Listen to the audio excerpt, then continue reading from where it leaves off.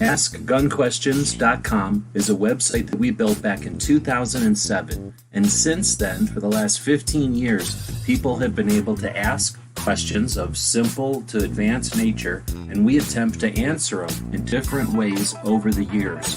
Join us now as we start a new series to answer gun questions. All right, welcome everybody.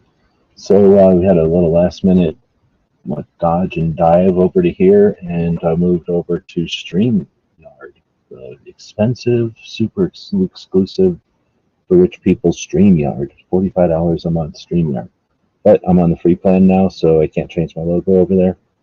And I apologize to all the people on the Streamlabs link, but we just couldn't get it working. So something on my end, but I've never encountered that issue before, so thanks to people who followed us over to this show. And if you did, and if you're listening from one of the places that we're broadcasting to, I've just noticed that, are we not broadcasting to the other places? Can I add it mid-show? Oh no, I'm not paying anymore, so I can only broadcast to one place. So if you're listening, say hey. Mike is saying hey, welcome. And Tony's joining us, as always, for the show. Thanks for jumping in. Hey, man, thanks for having me. Yeah, it was just... Well, no, we're going to sound again. What? Okay. We paused, so I was like, oh, no, we're going to sound again. Because this thing jerked us around, I was able to actually use it to go on and do my own live for like 2 minutes just to see if it worked. It works. So that's cool. That may be something I explore later after I give it some hype and get somebody to come on with me and do a show. You know what I mean? It may be something I do later. And I also want to see if I can hook it up with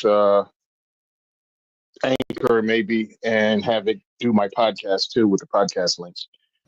I didn't see Anchor in there, but I didn't look either. So I don't know. I don't want to say I can't. I just don't remember seeing it. But I don't look for that icon. Maybe I looked right past it. Don't even know.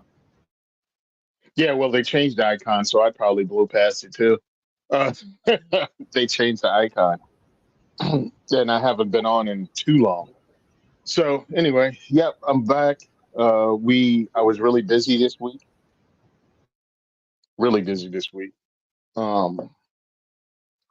Maj Toure with Black Guns Matter had an event in Jersey.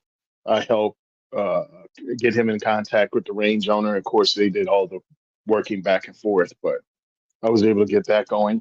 And also at the same time, same day, Valentina, a woman who is a RSO at Gun for Hire Range, has decided that she wants to pretty much start her own Second Amendment workshop where she educates women and invites them to the range. And she had her first event, which of course I promoted immediately. The sad part were they were 20 minutes away, but started at the same time. And 20 minutes in that part of Jersey is not 20 minutes. 20 minutes in that part of Jersey at that time, 6:30 to 7 o'clock, is pretty much 45 minutes to an hour. And I didn't know if I left Maj's after he started, whether I would even get there and find someone there when I got to hers. So I decided just to stay with Maj and did the event. Hers was huge. It was a great success. She had like 16, 17 women to come out. So she has another one lined up, and I'll be promoting that too because we need more people, more voices, more options. So that's really good. Maj It's had his thing. unfortunate to hear that you weren't able to get to both, though, because now I'm concerned. Was there anyone there to mansplain to them? Like, you know, what they're Yeah, I don't know how they got through it without a guy being there to explain how, you know, everything worked. But somehow that person No, it's good to know. It can happen, I guess. I was hoping to get to both. But anyway, it was really good because it introed people to firearms. It got them in the door at the Maj event, which was held at a range. Valentina's event was held at an ice cream shop. She looks at it as it's a two-parter. It's there, break the ice, talk, go over the safety, take care of all the other stuff. So when she hosts the event at a range, it's just a range event. You know what I mean? They go over safety protocols, but then boom, straight into the range, which I saves could a lot totally of get time. behind It's a that lot of kind of, I don't call it layout, but like that arrangement. I could totally see that. Oh yeah, I think it's great. I really wish I could do it with the diversity shoot. Who knows? It could be a thing one day. I mean, it might be something I have to do with this new range, uh, because you're stacking time. You're rushed for time like a son of a gun. It's like, whoa, And you I'm could talk busy as about how hell. you're essentially taking money from the range by using their time, well, their range time, I should say. So yeah, doing some of the stuff pre or off site, I guess. Even. Hmm. It's like you do some stuff offsite, and then you have the range day. And I'm like, okay, so that means stuff done offsite doesn't have to be done and worry about what time the range closes. So it can be like firehouses, it can be conference rooms at hotels to volunteer that time. So Dude, who I knows? kind of just sitting here thinking about it, having like essentially like a session that's I'm just giving you more work to do, but essentially a diversity shoot that's like the diversity lecture. A lot of classes have a Hmm. lecture and a range side. So you have the lecture side that's on, maybe one weekend a month or one time during the month, and then the range is the other time during the month. And then people that want to show up can show up to the one. I like the idea of it being at a, I already forgot. Did you say it was an ice cream shop? Yep. But I automatically went to like pizza shop. But Hmm. because yours is the pizza thing. But the idea of sitting around, because I think a pizza is a communal food, right? Like you're all reaching in and eating that pizza. But something that is going to be one easy to, what's the word, like sell to somebody who's anti-gun or maybe low, whatever, uh, cautious or something.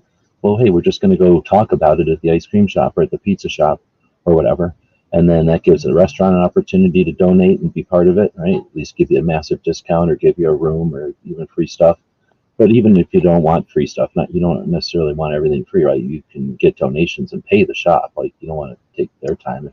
If they're doing one or the other, giving you room, you can pay them for the food. If they're giving you the room or the food, then maybe somebody else helps you with the room or something. But you know what I'm saying. Yeah. I just think it's an Yep. easier sell to somebody who's apprehensive. That was the word I was looking for about guns in the first place. And then it's also a time when, I mean, there's a lot of gun stuff that, like, what are we doing right now? We're sitting around talking about guns. Like, we literally sit around guns, like, every time we have a free Saturday just to talk about them. You talk about them every Tuesday. It's a big part of gun ownership is talking about them. So I could see that being another a way to introduce the gun culture, I guess, to non-gun culture people, whoever hasn't experienced it yet. So anyway, that's neat. Yeah, definitely.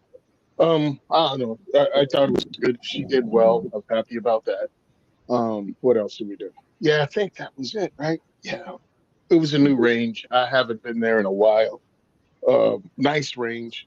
And oh, Tuesday show, we talked about High Point's new pistol, uh, which is pretty much the High Pistol, yeah. Point carbine with a stock cut down on it, It's like an and with SBR. 14 and a half inch barrel. It's Mm, like an SBR, except it's a pistol because it's not really an SBR because there's no front stock on it. Can you yep. hear that dog snoring? It's So right at mute. He's over here snoring. I'm can't just hear him wondering like if I it's too usually quick. do. Oh, Okay, there he is. I'll start muting. Okay. There he is. Look at him. Who cares? Let him. Everybody can see it. Um, yeah. So we had Dave from High Point on, and he was talking about it because he put a brace on his and folding brace because it has the ability to put the A extension, tube receiver extension. extension. Yeah. Yeah, receiver extension on the back if you want to use it, or you can use a Picatinny rail. So both are available. Yeah, he sent me a picture of his personal one that he has set up, and it looks really cool. With a vert grip. Because again, it's a pistol, so you put the vertical, not vertical grip, angled grip, Hmm. angled foregrip on it, and you can SBR it, or you in Jersey. Jersey, it is interesting. I don't know how it would be done. You'd have to get it to your FFL, and the FFL would have to turn it into a non-NFA firearm. by putting a brace on it and then putting a vertical foregrip on it because somehow that's not an AOW and it's not a short barrel rifle because you're using a brace. It's some weird ass Jersey crap that it's annoying because truthfully, all you're getting is a 13 and a for the 9 millimeter. Instead of having a full size high point carbine with a 16-inch barrel, you'll have one with a 13.5-inch barrel. So it'll be this much shorter. Oh, it's only Congratulations. that much shorter. Yeah. Yeah, I mean, the regular high point, I think, has a 16-inch barrel or 16.5-inch barrel. So cutting the barrel down to 13.5 inches, but now you have a vertical grip. It must look shorter, I guess, in profile one because I've only seen a picture of them. I haven't seen one or held one. But maybe it's because the stock's missing. So that's the other big draw, though, I would think, is because they don't make, well, until now, they haven't made any kind of stock, I guess. Uh, what else can you call that? I think it's just all the stock. Anyway, you never got, because it's not like a separate stock, it's a unibody, like a 1022 for people. Like, everybody's seen a pipeline. But this is the first time they made a folding stock option for it, essentially.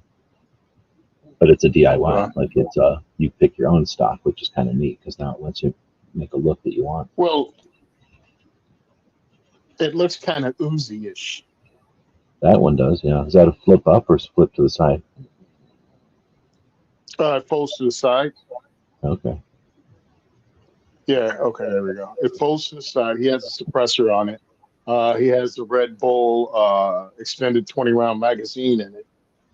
And yeah, it looks a little bit Uzi. So I just look at it as it's another range toy.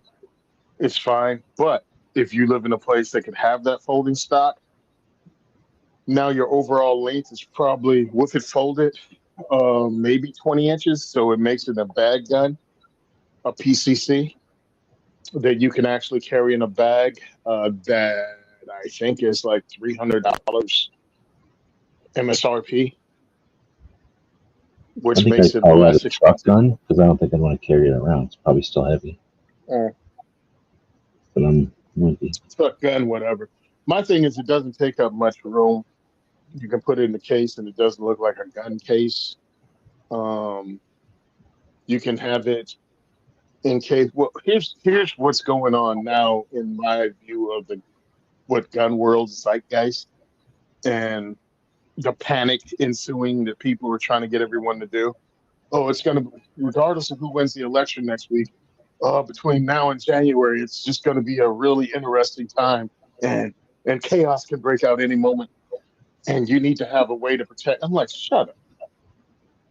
America has had peaceful transitions of power our entire history. Um, when it comes to a presidential race, but you leave it up to some people to get clicks and try to tell you the sky's falling is what it is. But people are going to be pushing stuff like this. And I'm like, okay, it gives you an ability to have a firearm on you if you want to tote around something that weighs 6 pounds in a bag. But in my opinion, what it does is give you just a almost short barrel rifle folding stock option for a pistol caliber carbine if you want it. It takes up less room. You can, take it hiking, biking, making friends. Never mind. That's the old Boy Scout jingle for all of us old enough to remember it. But you can put it in a smaller case and take it and store it somewhere. And I look at high points as very storable firearms because of the great finish it has on it, the dip that they put it in. They don't rust. I don't know. I just feel it's a tough firearm that's really simple, doesn't require a lot of cleaning. All you have to do is lube it, and it runs for a really long time because it's simple blowback action that takes plus P ammo, regardless of which ammo it is, from 10 millimeter to 380, including 30 super carry. It will take the hottest rounds you can put through it in whatever caliber you get it in. So they're putting it out right now in 9, 45, and 10 mil.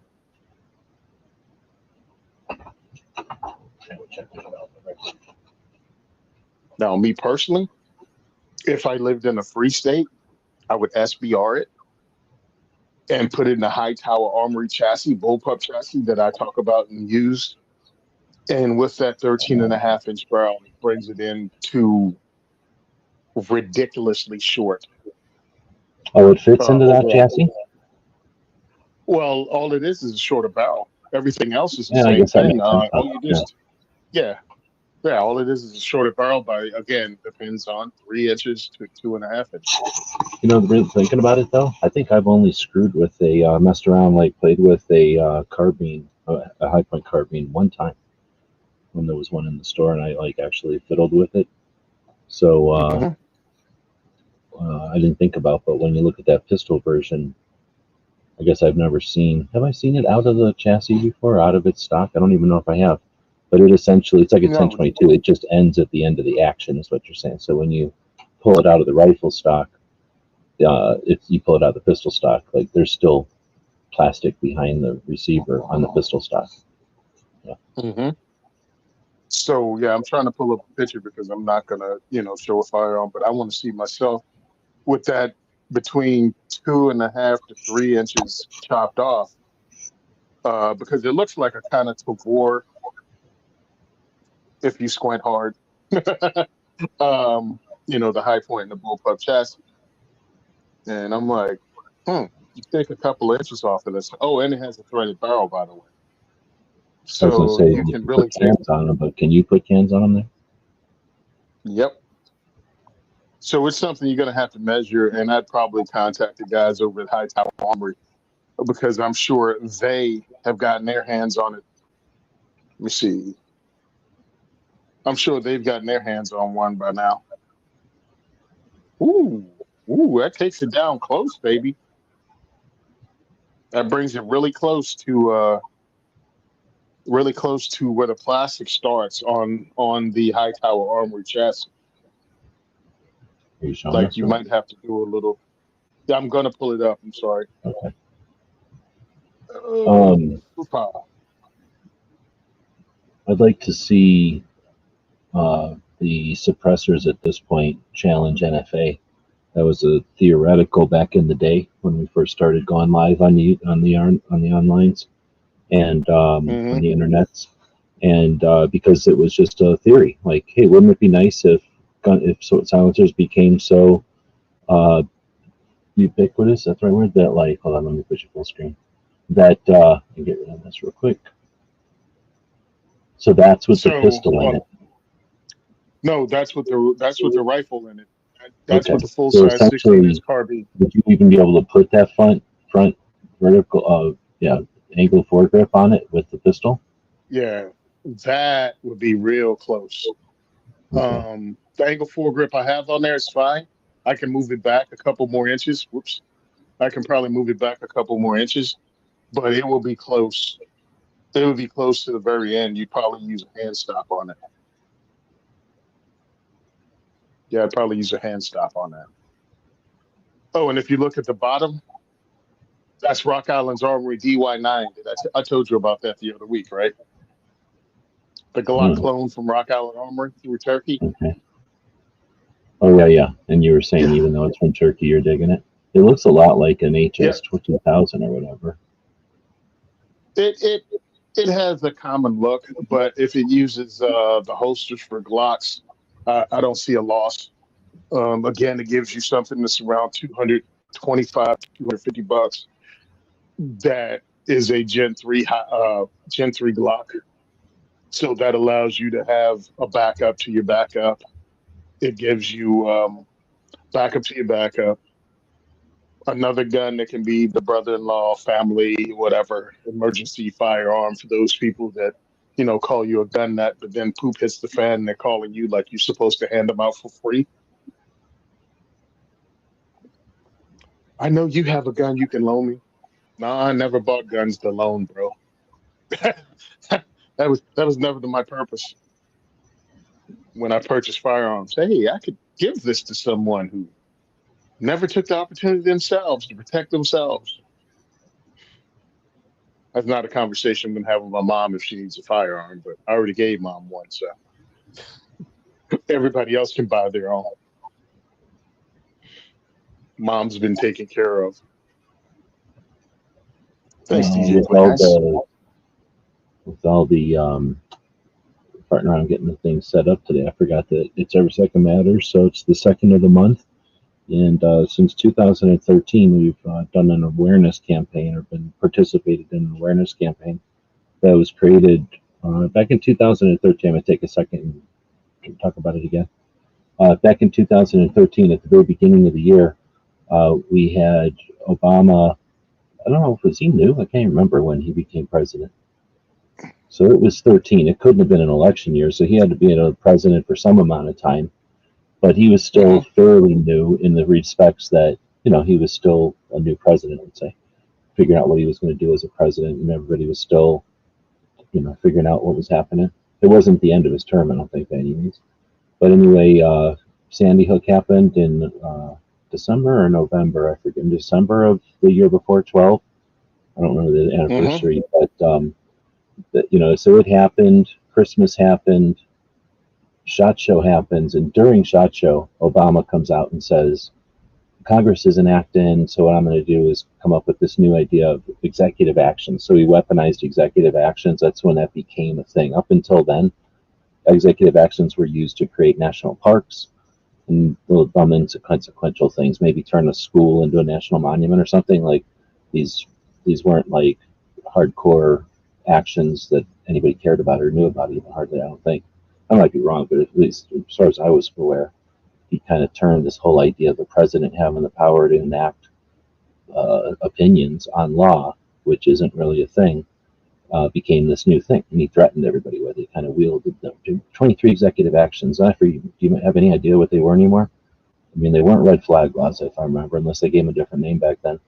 But they seemed like some nothing to some ones that were bad, and then some of the old stuff. I mean, it wasn't like there was like one or two, oh no, and then a bunch of nothing. It was like kind of a shotgun pattern effect, right? It was just a whole bunch of stuff, and he didn't tell us what they were either. He just said, I'm going to come out with 23 executive actions. Anyway, so that shook the whole industry, right? It shook the community. It happened during SHOT Show. Everybody stopped and listened to the big TVs with his announcement or whatever that we knew was coming, and he said it was happening. He probably intentionally did it during the industry show and to disrupt a little bit, right? I pulled it up. All right. So it was requiring background check for all gun sales, ban assault weapons, ban magazines that hold over 10 rounds, ban all armor-piercing ammo and possession of all armor-piercing ammo.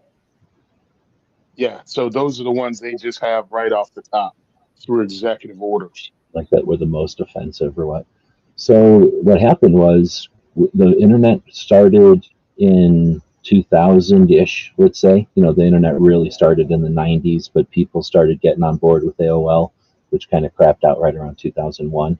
So right around 99 to 2000 is when I'd say the heyday of AOL was, and that introduced a lot of people to the internet as almost an appliance. It wasn't a nerdy thing anymore. It was cartooned up and made easy-ish. And then MySpace soon came after that, and people figured out, hey, I don't need to use AOL to go online. I can just go online with my local provider, maybe my cable company or my phone company, and then go do what I want online. And that was like a revelation. Everybody was new to that, and MySpace happened. And then there was like forums, right? Like threads, like you would go in and have conversations with people, and the beginning of trolling and everything was in these forums. And then social media happened after that. So I'm bringing all that up because that's when Obama dropped all this stuff. It's like the beginning of social media. People were kind of comfortable online. We were talking to each other. Like we were just getting kind of going with the internet was getting faster by 2013. Like a lot of people were on fast internet. So there was a lot of video online, and there was live chats by then.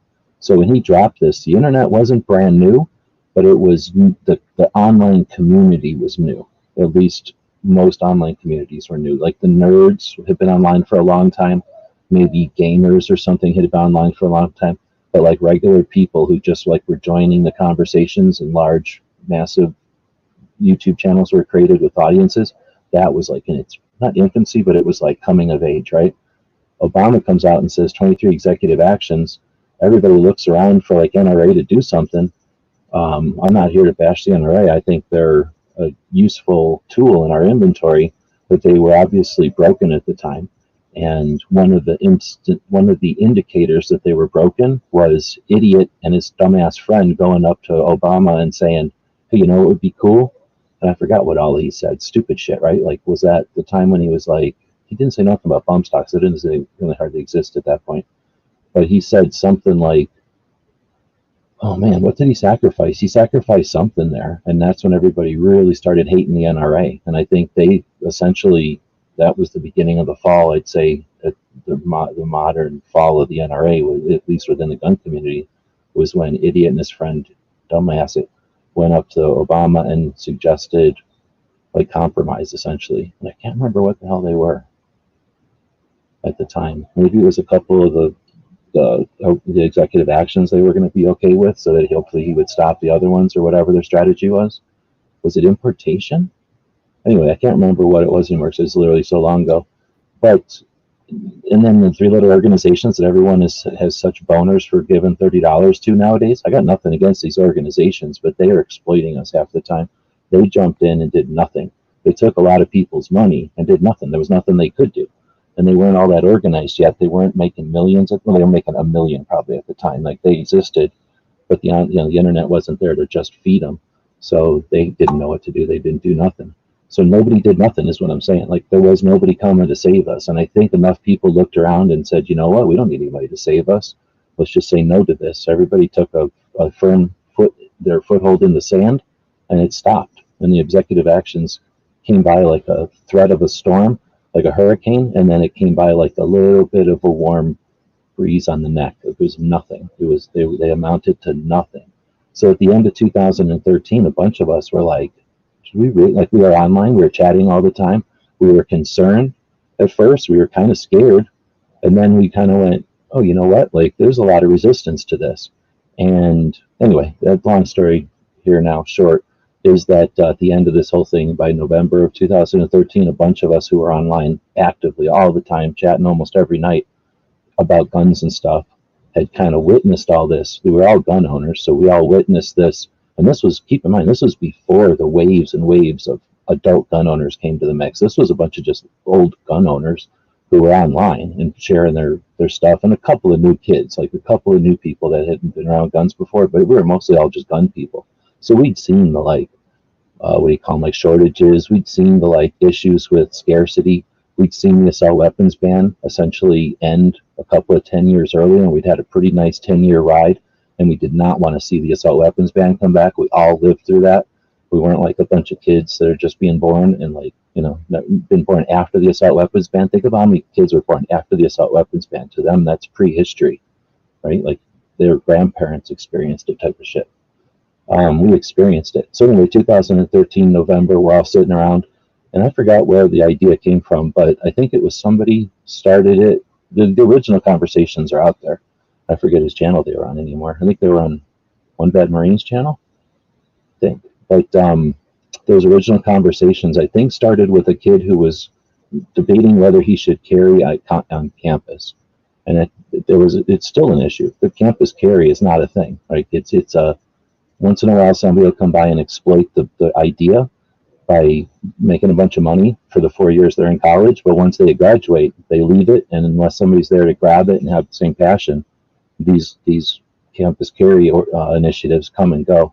So at the time, there was yet another campus carry initiative that was kind of crapping out. I think it was at the end of it, and this person came into the chats and said, "I'm in college. Should I carry an open holster, or should I carry, or should I wear a gun shirt, or what should I do?"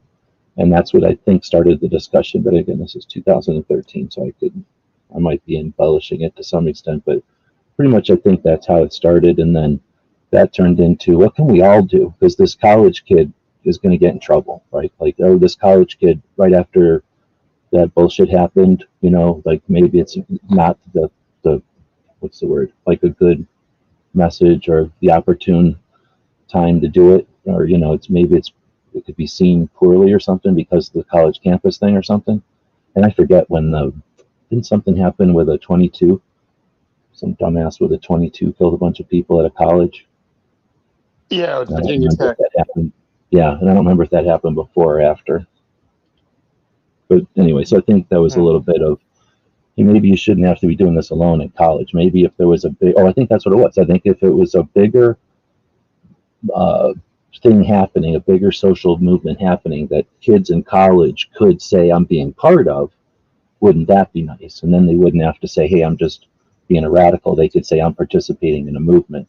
And I think that's how it turned into, well, what could we do? You know, like, what's that? What would that look like? What would be its use and stuff? And then one of the things I thought was important about it is let's not have a boss of it or rules or any of that kind of stuff, because then that's something that you have to either like it or not. So you're going to join it or not. And then when that person who's running it decides to give up power or not, you know, the organization lives or not. Too many of this, like yes or no's, right? Too many. If one little thing goes wrong, then it all fails. So I said, what's something that's a different approach? At the time, Pink Pistols was 13 years old, I guess. They started in 2000-ish, I think. And essentially, they were flying under the radar because it's at the time, it's different than it is now. But at the time, it was just a campaign. It was just, hey, if you're gay and you want to carry a gun, then you're Pink Pistols and you can do something about it or not. But you're not alone. But, you know, you're also whatever. I mean, it was a whole thing. I don't know. It was like something that went on in New York and with the gay community and with concealed carry. So, like, you know, that was all happening in those years. But whatever, it was giving support to people who didn't want to necessarily jump out and say, like, hey, I'm a gay gun owner, right? So, like, I thought that was an interesting, what's the word, like, organization. There's like the lack of organization was an interesting organization. Essentially, Pink Pistols, up until the whole merger with Blazing Swords or whatever, like Pink Pistols was essentially just a blog post that said, if you consider yourself Pink Pistols, then you are Pink Pistols. And then people interpreted that all different ways, and it was, you know, whatever you want to say, like carried out different ways across the country to different levels of whatever you want to say, because there was no rules to it. And I was like, hey, isn't that an interesting way to do it? Like, there's just this campaign, and if you want to be part of it, you're part of it, and if you're not, you're not. But this way, nothing. There doesn't have to be a website. It doesn't have to have any kind of rules. It doesn't have to have taxes paid or anything. There has to be no money for it. And that's essentially, everybody thought that was a cool idea, and that's the idea. Because really the root of Every Second Matters is, let's keep an awareness of what the Second Amendment protects. It's all it's about. And let's do that on the second day of each month, hell or high water. Is that the way they say it? Or like good or bad, you know, hot or cold. If we're under attack, then let's take a second to remember that we're not always under attack. And when we're not under attack, which is the time when our rights are the most, what's the word, vulnerable, because we're all just sitting around doing our thing and we're not connected, and our national level organizations don't give a shit, right? They're not getting ready. They don't prep in the times when we're at, you know, they're just, they don't know what they do, but they're definitely not educating and killing awareness on the other side. Like, they do nothing proactive at all except profit when, no, I'm not ragging on them. I mean, they are what they are, but I'm saying they aren't what they aren't, right? And we all knew that.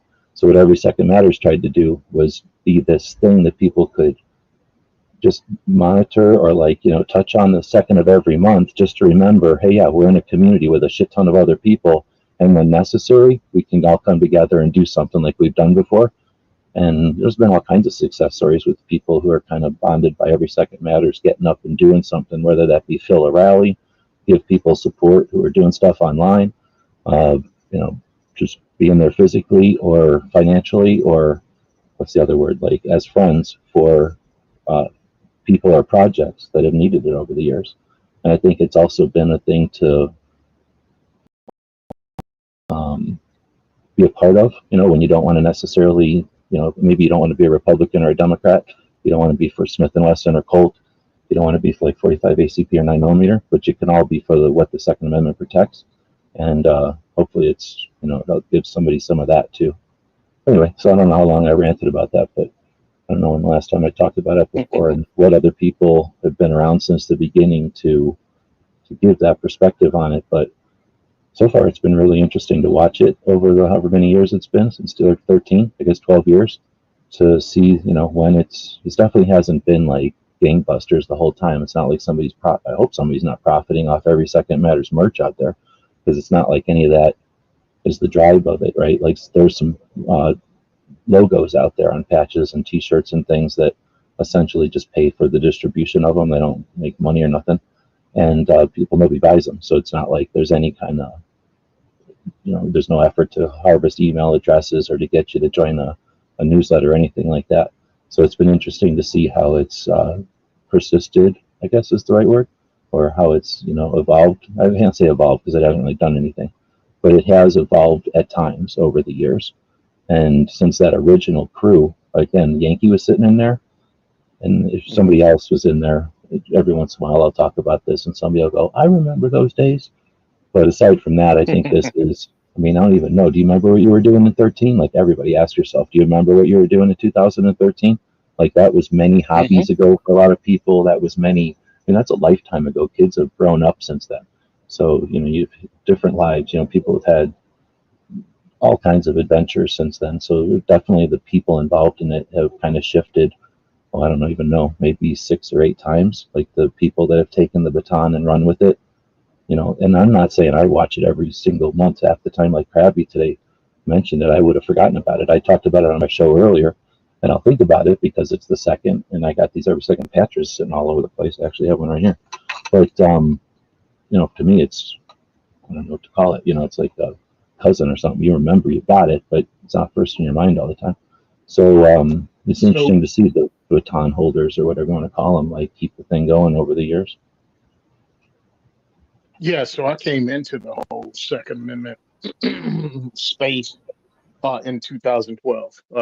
Sandy Hook is actually what motivated me to get involved because of Jersey's bullcrap and the fact that they just tried to dump. I really need to look it up. I didn't think about it, but I think it was like 86 different anti-gun pieces of legislation they were trying to pump through.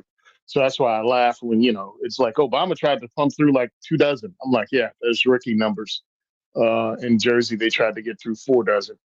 Actually, no, 7. They just tried to pump everything through at one time. And that's what got me involved in the fight. But I was already on, I already followed like a lot of you guys. And then when people started standing up and punching back, I'm like, okay, I'm going to have to get involved. And so I spent time writing speeches, testifying. And the more I testified and got out there, the more frustrated I became because pretty much all the Americans most of the people that I saw at protests and that were standing up were white men. And of course, it was the attack on white dudes that if you supported the Second Amendment and you're a white dude, you're obviously racist. And I'm like, what?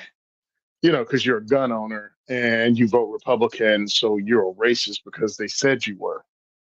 And I'm like, well, that's stupid. And I'm like, why are people that look like, me? Why aren't black people? Why aren't Hispanic people? Why aren't any minorities in here with me testifying? I'm the only, okay, now I'm just going by memory.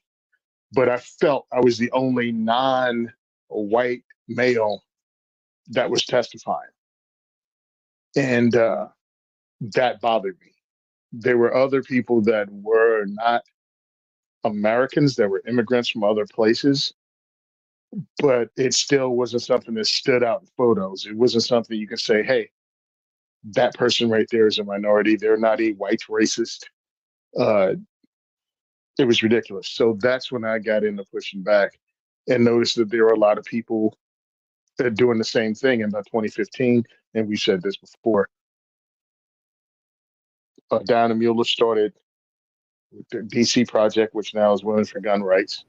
Maj Toure started Black Guns Matter. Phil Smith started National African American Gun Association. And I started the Second Is for Everyone, all in February of 2015. So it was something that built up, I think, for most of us. And we just pushed back hard. And that's just what we did because that's bullcrap. And it's going to have to take this. I was reading over some of Obama's stuff. Can Democrats be pro-TNA? Yes, 100%. My events are full of Democrats that are pro-TNA. The what I try to talk to the Democrats that are pro 2A about is you need to prioritize your civil rights. Anyone who's trying to take your civil rights away aren't your friend, regardless of your party. You need to prioritize the ability to push back against government if you don't like the things that government's doing. If you're a Democrat and you believe Donald Trump is literal Hitler, then you shouldn't be for gun control whatsoever. You shouldn't be for the government restricting your ability to push back and defend your family against literal Hitler. And yes, I did the finger things. Um, it's inconsistent. And when you ask them that, a lot of people look at you like, I'm like, no, no, no, no, no. Either you believe the stuff you've been saying or you don't. Which is it? Or Because you can like you have, still have the there's same. consequence. You're either saying it because of fluff or you're saying it because of seriousness. And if are you serious about this or not? And if you're serious about it, Yeah, then aren't you also serious about your ability to defend yourself from your perceived threat? And you can just flip yeah. that over to the other side, right? Like, oh, you're so worried about, well, I mean, we're speaking of the choir, we'll flip it the other way, but it applies both ways, I should say. Hmm. If you're worried that literal Hitler is coming to power, don't you want a way to defend yourself and your family against literal Hitler?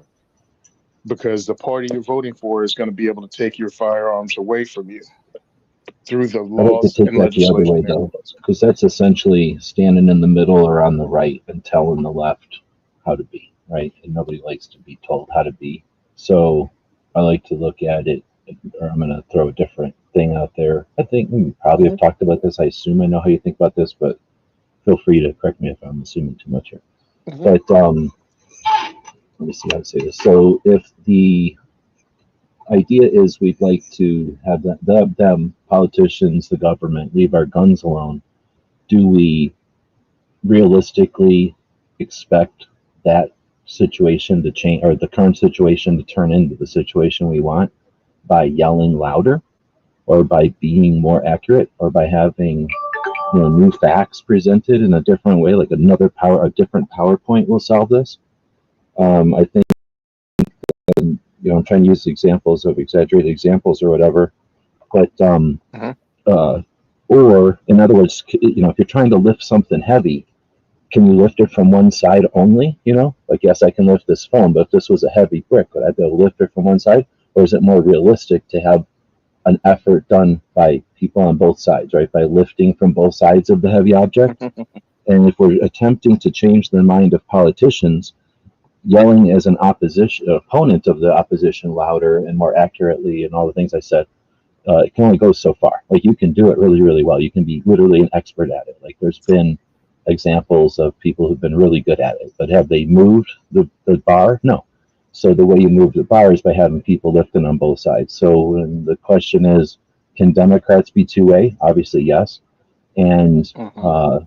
if we really want to change the mind of a person on any party, having their constituents, their party, what do you call them? What do you call your voting base? Mhm. Not Constituents, constituents. yeah.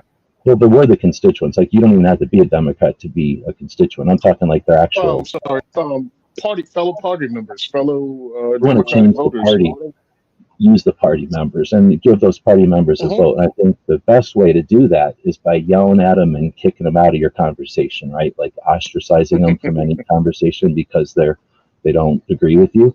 Or wait, is it to lighten the fuck up and realize that we all have a common interest and understanding that the same way that I'm gonna speak in English and someone else might speak in Spanish or Greek or whatever language to get the point across to somebody who only speaks that other language, right? Like, how do you speak Democrat? You yell at a Democrat louder? Like, like maybe they're deaf. Like, I'll yell louder. Or maybe I'll yell my points out more. I'll say my rights in a different way, right? Mhm. Or do you let somebody who speaks So, Democrat go talk to them? and that's exactly what I talk about in my events. I'm like, because I say my part, a lot of Republicans nod their head, and I was like, all right, now on the flip side, Republicans, you have to get rid of the people that are anti-gun or compromise on the Republican side. I'm like, the Second Amendment can't be won by one party, gender, or race. It can't be. We have to hit them back like they hit us from every direction. You have to uplift and fight for your rights in your political party. No one's going to listen to a lifelong voting Republican if they're a Democrat and they live in a blue area and they don't have to cater to you on this subject. But if they have a whole bunch of pro 2A Democrats and the pro 2A Democrats are pushing back going, hey, I agree with you on 98% of what we do, but I'm not willing to compromise my Second Amendment rights and I won't vote for you. And I'll find someone that's pro 2A and believes in these things too, or at least are willing to stand up for them because what you're saying isn't true. That's why it's important for, again, everyone, if you're going to be involved in Second Amendment, oh, son of a gun. Just realized something. I had to renew my post office box today. Um, if you're going to be involved in Second Amendment advocacy, you need to be educated Oh, I'm muted. You got on time? at What least time is some of it? the Do facts. you need to jump out?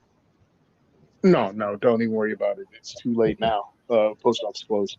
I can do it online. But Okay. they just clicked in my head what I had to do by November 1st. Try to remind you before we end. Yeah. So that's where it's like, look, you're not going to win by you, the lifelong Republican voter, right into the Democratic congressman in your area that's safely ensconced in blue and go, you need to change your mind. I mean, you can because, again, you're his constituent. You can write him a letter. You can go see him in person if you can. You can make yourself known. But a better thing to do would be talk to Democrats without attacking them and going, this is a right that this person, one, is not helping you out. I'm not asking you to change anything you do except maybe have a conversation with this dude that they're incorrect and he needs to stop voting against your civil rights. Or she.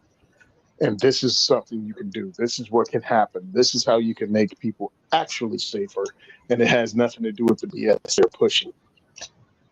And that's what I like is the concept that if we understand that the approaches that we've done in the past, no matter how well executed or how well theorized, have not changed the playing field. Like we still exist in this, place where we're held susceptible to the politicians who exploit the misunderstandings about guns. And again, you could say, oh, the organizations will do it, except they haven't, and they've had plenty of time and money now. They make more money than they've ever made, and we see what they do. They double down on lawsuits, and that's it. That's it. They don't even.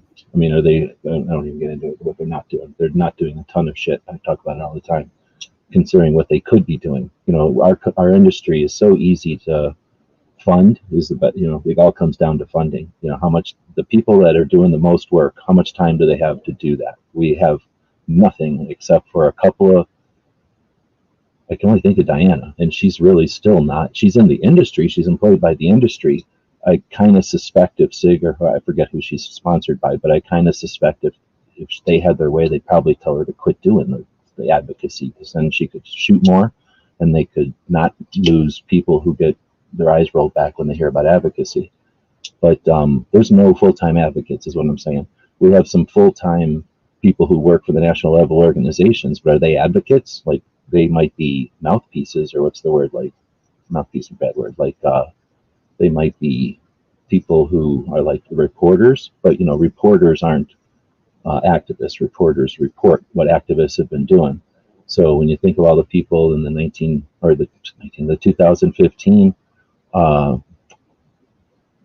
class, I'm gonna call you, because there was a whole bunch of, like you alluded to, there's a whole bunch of people that started then. There was a whole bunch of people that started in 2000.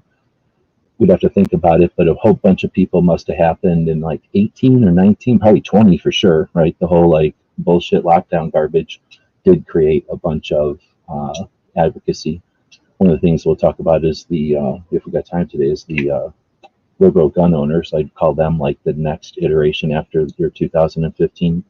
I don't call it a generation, but whatever you call like that, all those organizations that started in 15. So anyhow, we've got a big community. I'm trying to think of too many things. I went on too many tangents there. We're just saying no. Both sides just yell insults. No, I don't know what that word is. I don't know what that word No, is. I think you want to spell dialogue. Yeah, Okay. that Like was spell supposed to check be on it or dialogue. I something. probably Okay. self-corrected. Yeah, so Um, I agree. I agree. all right. So I was going to ask, I'm trying to think of too many things. Debate. Okay. No debate. Hmm. I thought it was a real word. It kind of looks like a real word, right? And I'm like, dang, that's cool. I don't know this word. Um, Okay.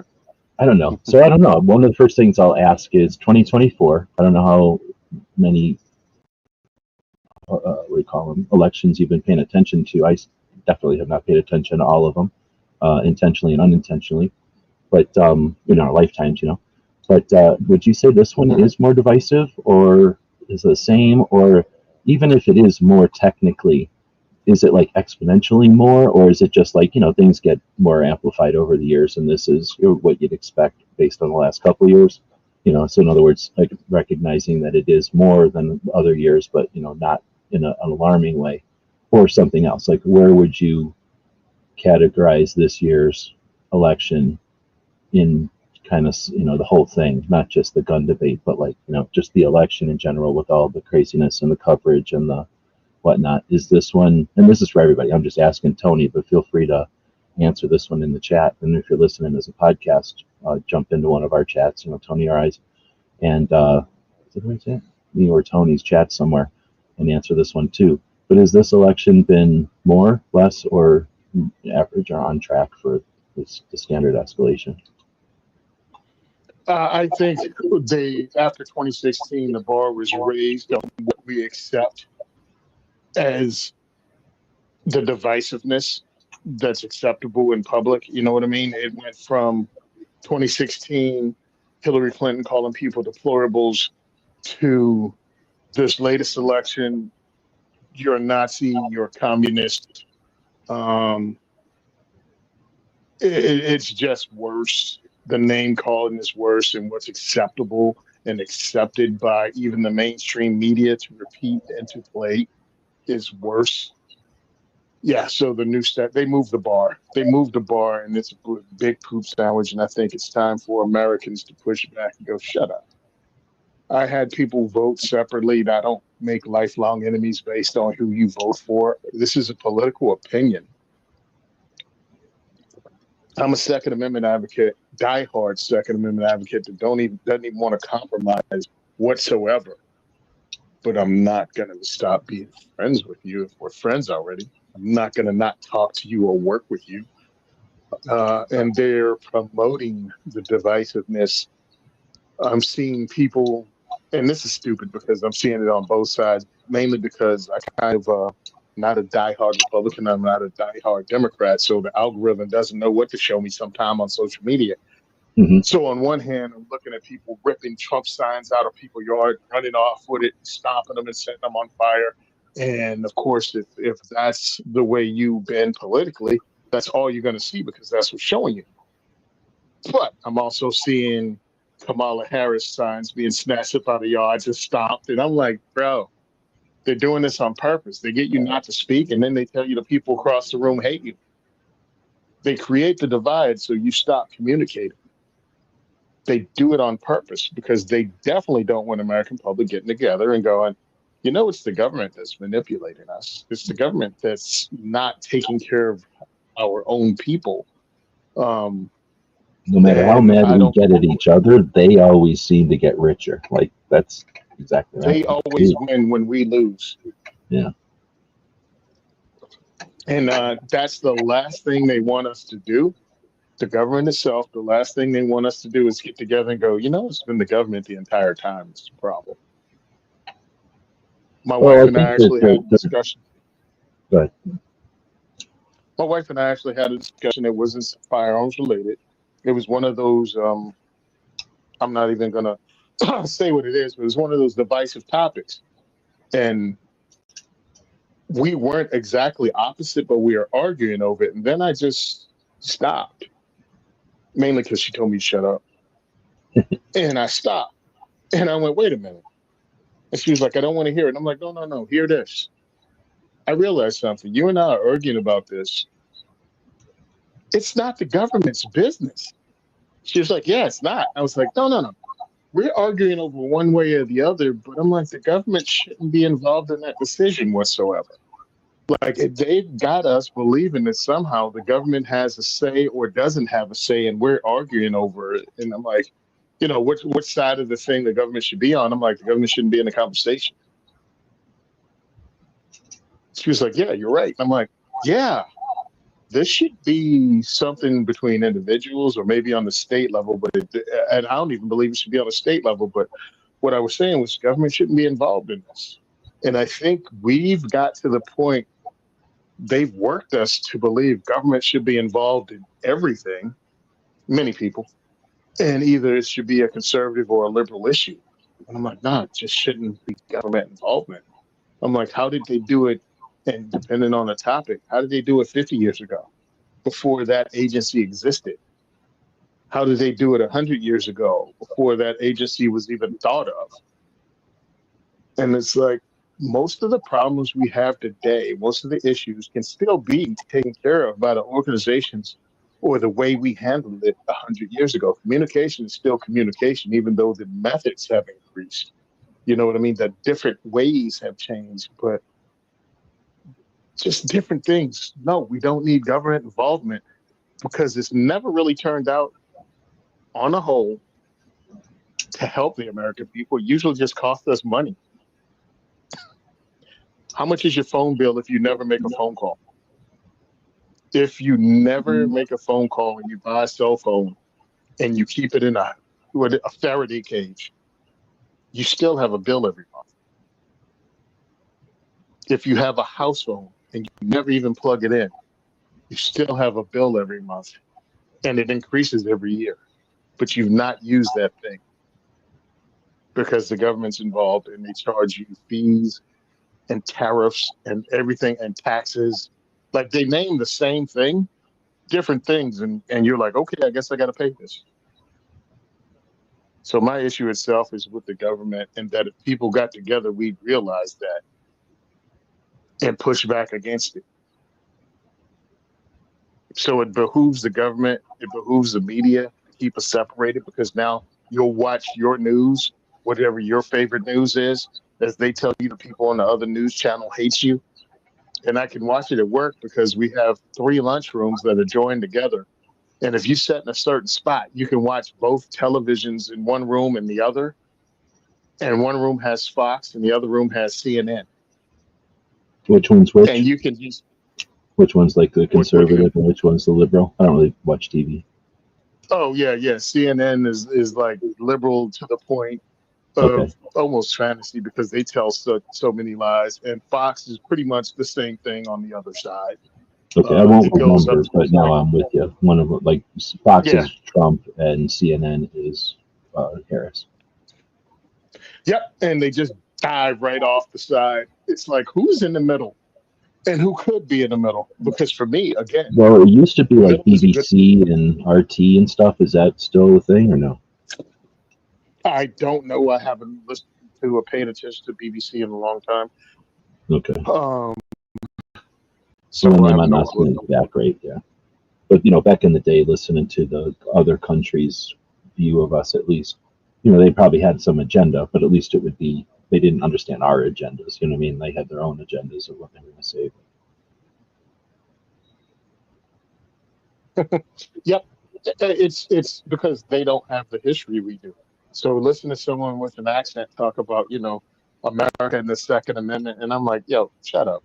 You have bathrooms older than my entire country, and you've been shaped and molded in a way that we haven't, and really your input's not needed here. Thank you. Well, and until very recently, they were super mono, right? Like, name the thing, they were one, whatever it is. And sometimes, for crying out loud, they were countries the size of states that speak different languages. Like, you know what I mean? Like, don't even speak the same language. But that also means they got to learn each other's languages half the time. So I just don't trust somebody who knows like 14 languages. They know too much. They're using too much of their brain. Well, yeah, my whole thing is you're a homogeneous. Yeah, you people were a homogeneous society mainly because you did all your horrible stuff before the invention of gunpowder. So the other people that were different races, different religions, yeah, you killed them all. You did horrible, horrible, evil stuff. And then it's like all of you look alike, so you don't have, and you're small. You have like one or two cities with over 250,000 people. Oh, I We thought you were going have, to say they are smaller people because, yeah, well, I think we're way bigger than everybody else on the planet, too, right? Physically. yeah, wait a minute. I had the number before. How many American cities have populations over 250,000? Oh, dude, over 250? It's got to be dozens, right? At least a dozen. Let me see. Over 250K. So I think Tucson's on that. 52. Yeah, 52 cities that's over more countries than they've 250,000. got. Yeah. So I'm like, I don't want to hear what you think about the Second Amendment in Liechtenstein. Shut up.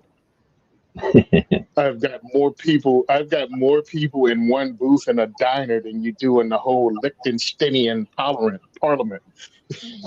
There's it's like driving too. Like sometimes they can't understand how we drive. Like, oh, they have the cars because you have to drive 100 miles sometimes, and you don't even you get on a train for that. And you'll go through two countries sometimes driving 100 miles in some parts of the world.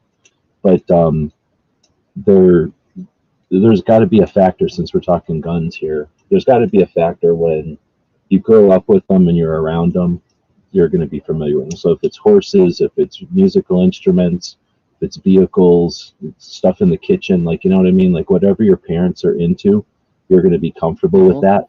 And if it's part of your culture, you're definitely going to be comfortable with it. So, I mean, what about those? There's a religion that does something with snakes, right? Like that means most of the people are going to be real Mhm. comfortable with snakes. There's probably not too many people worried about snakes in that, whatever it is, region or country, or not country, but a county or whatever it is. But you know what I'm saying? Like, so when you have a country that's familiar with firearms, like I until the 90s, it wasn't even an issue. You just had firearms like you had a shovel, and you had firearms like you had a flashlight or a tent. Oh, you don't have a tent? Okay, no Mhm. big deal. Like, oh, you do have a tent? Oh, no big deal. Oh, you have three tents? Oh, you must really like tents. But it was no big deal. Like, nobody cared. It was just like having, oh, you have a motorcycle. Okay. Nobody jumped to like, oh, you're in a gang. Like, you know what I mean? Like, you just had a motorcycle. So there was no connotation to guns until, was it even the 90s? It might have been the 2000s. I think it was the late 90s, or the mid 90s, I guess, when the left started figuring guns was a good political thing. Now, to be Mhm. fair, I have no idea when was Heller, and like when did Heller start? I don't know if we started it by being free and they didn't like that, or if they just started being tyrannical and we said fuck it, let's be even freer. But Heller, didn't help nothing as far as the hatred of them against us, because they don't like the idea of us, having the right and then using the right, and then owning anything. But anyway, I'm all over the place there. But I think that what I guess I was getting at is, just having the culture of people who are familiar with guns and aren't scared of them is something that Europe doesn't have, because they just aren't. There's such a small amount of people, from my understanding, that have guns, and what they do have is like Mhm. double barrel shotguns and things. Like they just don't understand Mhm. having 15 ARs. They would Somebody hears 15 ARs and who doesn't know guns, and they think arsenal. Somebody who's paranoid, like who knows what they're thinking, right? Like super crazy extreme shit that has nothing to do with reality.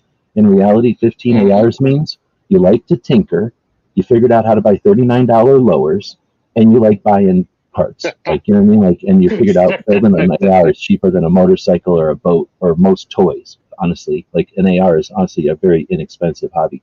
I know people who spend more on their guitars, and they're not even like professional musicians, right? Like they just play around.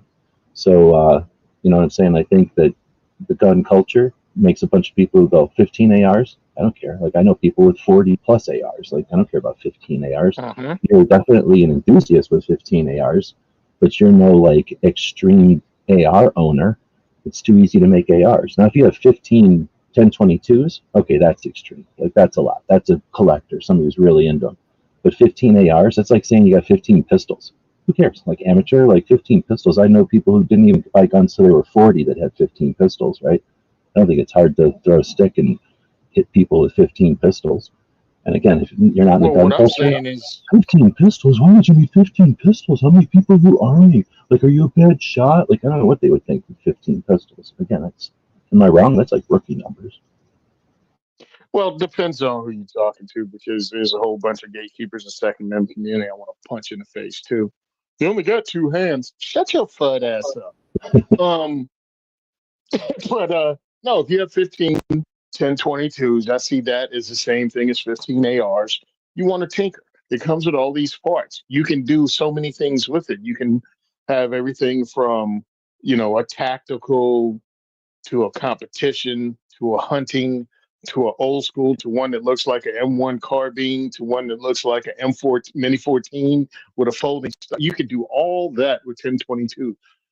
Um, so the person I feel that you go, all right, you only have one or you have two and they're set up, for the zombie apocalypse with uh, iron sights with a LVPO, friggin' variable optic, and then you have another optic on the side in case the iron sights and the optic go down. You got a red dot, and you have a laser aiming device, and like you're ready for to get deployed to Fallujah for the third battle of Fallujah. I'm like, okay, that guy's a little crazy. But the guy with 15, nah, just a normal person. Because I know that guy with 15 has like maybe two or three and 5.56, a couple in 7.62 by 39, one or two and 300 blackout, a couple in 9 mil, a few 22 versions. Like that guy, I totally get. That guy got 15 AR-15s, and not any two of them are alike.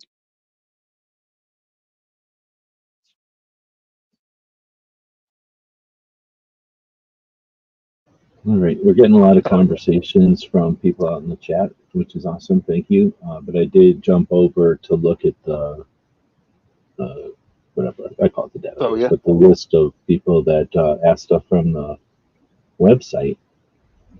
How much? I didn't ask you. We just started like because I was having so much technical troubles with my stupid streaming thing here. I didn't even ask you how much time you got today. Were you good? Or you get? You say you got to do your Oh, I'm post good. office. I'm good. Right. Yeah, I I'm do good. I'm have to not going get to to do the my post office mailbox place, again. but I got a little time. I'm on the other side of the time zone from you, or I got the good end of the time zone. It's only like 1 o'clock or 2 o'clock here for me.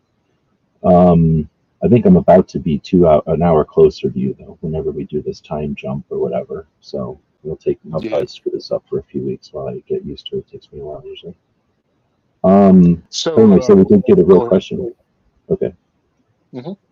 Go ahead, man. drawing it up here. It's probably going to take two things to show it because it's a long question.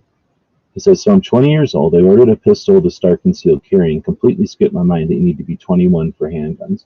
I live in New Hampshire, and it's been shipped to an FFL dealer. It's paid for by me, but am I able to have a family member pick it up and we can transfer it over? Not sure exactly how that works. That's an interesting one, and that's a realistic one where, because of the stupid way the laws are, not even the 18 to 21. Well, I guess it is exactly what am I saying? This is the 18 to 21. The idea that an 18 to 21 can't own a pistol. Um, Hmm. that's stupid law since 68 or something stupid. So Yeah. Excuse. They can't. No, they can't buy that's true. a You're new pistol from from an an FFL, FFL. but they could buy it from Uncle Stan or their parents or Yep. somebody else who wants to sell it to them, but they can't sell it Hmm. from a real FFL. Um, Yep. and that's just again federal Which law is on even the dumber. FFL, and I'm conflating real laws with the rules of the FFL. So thank you. That's what I was actually stumbling over because now there's laws to say 18 to 21 can't own a pistol or can't even own a rifle, where Hmm. it was really just in 68 that the 18 to 21s, I think it's been 68. I might be wrong with this. It's been a while since I've sharpened up on this stuff, but pretty sure it was 68 that in that because there was like 3 or 4 things that happened in 68. We all think of them as the 68 gun control act, but I'm pretty sure that's when they did it. It might have been years later that they actually made this the 18 part, but anyhow, it's probably the 4473 or something, right? Like, how old are you? And then, uh, is it on the 4473? But anyway, it's federal, and it's only for the FFLs. So I'm glad you brought that up. But anyway, the real issue is that they purchased the thing online or something and then had it shipped to the FFL to follow through legally to transfer it, but it's going to get stuck there. New Hampshire, I don't know if there's anything specific. Do you know enough about New Hampshire to know if there's any specific stuff that would apply to this? No, because anytime I think of New Hampshire, I get a headache because they're just as ignorant as Jersey is. But essentially, I don't, let me think. If you order something intentionally for you and then you can't own it, can you give it to a family member? I would think that it's possible to give it to a family member, but I've never encountered this specifically, and I'm not an FFL. I've only been like around FFL, so you definitely would want to talk to obviously the shop and tell them the deal, and then, well, it doesn't really matter. Whatever the shop is going to want to do is what is going to happen. But if you want a second opinion, you might call 3 or 4 shops and get the consensus. You know, if you ask 5 shops, they're going to probably give you 3 or 4 different answers. They're all going to be, you know, hovering around the middle there. You get an idea of what is probably the answer. What does anybody think? I don't know. One of the things you really, I threw this out there only because I'm a member. You're 18, you want to become a firearms owner, you have some questions. You can ask shows like this, or you can pay the minimum, and I'll go ahead and say it, and join US Law Shield. Now, I know it has one. I don't know the other ones because I never read up on them. US Law Shield gives you ability to talk to a non-emergency number to talk to your lawyer that's a Second Amendment lawyer. That way you can actually speak to someone that not only knows the letter of the law, they know the spirit of the law in your state. That's a way you're not kind of screwing yourself because, Toe Cheese 3737 told you in a forum that And you now can have that your own forum is, opinion. and now that post is deleted, but I swear it's what he said. Yeah, that's what he said. So it's like, no. Now, again, when I look at these things, I'm a part of US Law Shield, code 2A4E, if you want to help me out. But the reason I became a part of that was because of the ability. I wanted people to get an education, and they put on seminars with lawyers, Second Amendment lawyers, that you can go to if you're a member for free. And even if you're not a member, I think it costs like $20 to go to one of the seminars and ask questions. Because my whole thing is education is very important when it comes to dancing on this razor blade we call the Second Amendment and gun control laws. So that's what I give you as an overall way to answer these questions in the future. Because if you're 18 now and purchasing your first firearm and you have this question now, you're going to have a whole lot more as time goes on because this gets more and more complicated. Regardless of who's in, they're going to be pushing gun control laws because that's just the way it is right now. And probably for the foreseeable future until something shuts down and makes gun control political suicide, which I'm hoping will come one day. But yeah, join something like US Law Shield or look into other organizations that do the same thing that you can actually speak to a lawyer.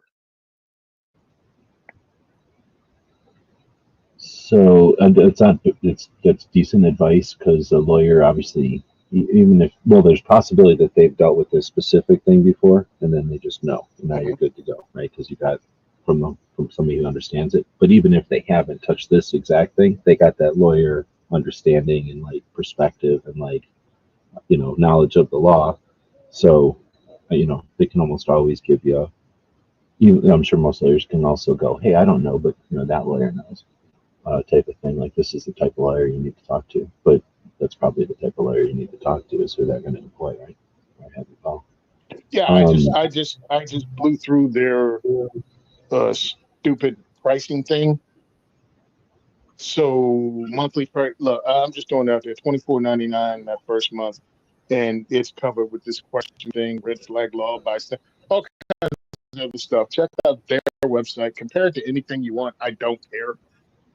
But what I say is, This gives you ability, even if you don't use law shield, use your U.S. law shield and use something else. It gives you ability to actually speak to a Second Amendment lawyer, not your aunt's cousin's realtor lawyer, Yeah. real estate lawyer. Excuse me, I don't know why I made up some word. It's not a divorce lawyer. It's someone who deals with firearms and firearms issues, and not as someone that deals with criminals when dealing with those issues, because that's a different kind of person too. That's true. But then, so the scenario though is that the gun was purchased from the store online and purchased. So now it's paid for, and the store doesn't really care because they're gonna not give a shit once it's shipped to the FFL. Now it's the FFL's deal. So now the FFL has it, and I guess it's free because the FFL didn't have to pay nothing for it, right? They just received it, and they might, I'm gonna say demand. They might require, I guess, a fee for the transaction, whatever they're going to do, put it in their books and have it in their possession, so now you're using their insurance, you're using their air conditioning, you're using their time, their ink. So, they're do something for that, right? Or at least you'd be an asshole to not assume they or deserve something there. But then as far as since you're too young to pick it up, you bought it.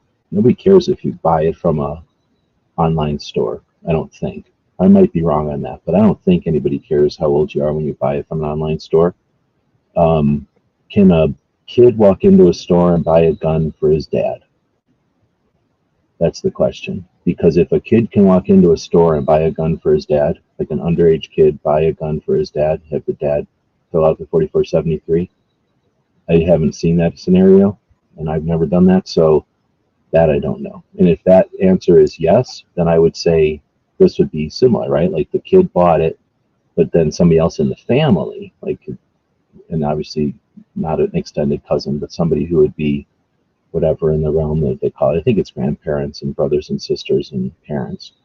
But, somebody like that, close member, if they went and picked it up and it would just be their gun, I think that, I don't know. That's the thing. I have never encountered that.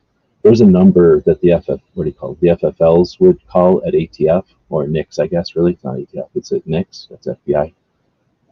You could probably call that number and ask, but I think the FFL is the ultimate. They're going to make the decision. They're going to do it or they're not. Yeah. And they're going to do it based on either they've dealt with it before or else they're going to call FBI and ask. Yeah, I'm thinking more than likely it'll be sent back. Yeah, and that's what Woods is saying.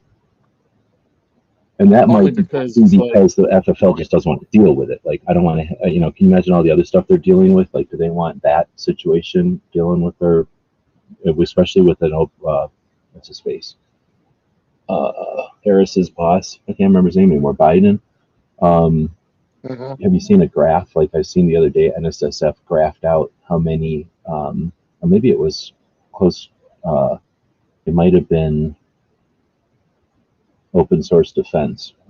They may have done it, but somebody graphed out the number of FFL closures, and it's a crazy graph that's bam, massive spike as soon as Biden gets in there. So it's definitely one of his things. He's not bragging about it right now because I don't know why. He probably doesn't want to play his cards or something. But once he leaves office, I'm sure they'll talk about his war on gun shops as some sort of a victory that he shut down just a massive number of FFLs. So anyway, in that, in 2024, when Biden is, I keep saying, when Biden is shutting down droves of FFLs, you wouldn't want to be the one who's doing a transfer for a kid and then letting it go to a parent or something. On the other hand, I could be totally wrong. I haven't worked in a shop in years, and when I did, I never encountered that before. I was never I only helped sometimes, so I never encountered anything like that. I could be totally wrong, and that might be something that happens on the regular, and the parent can pick it right up.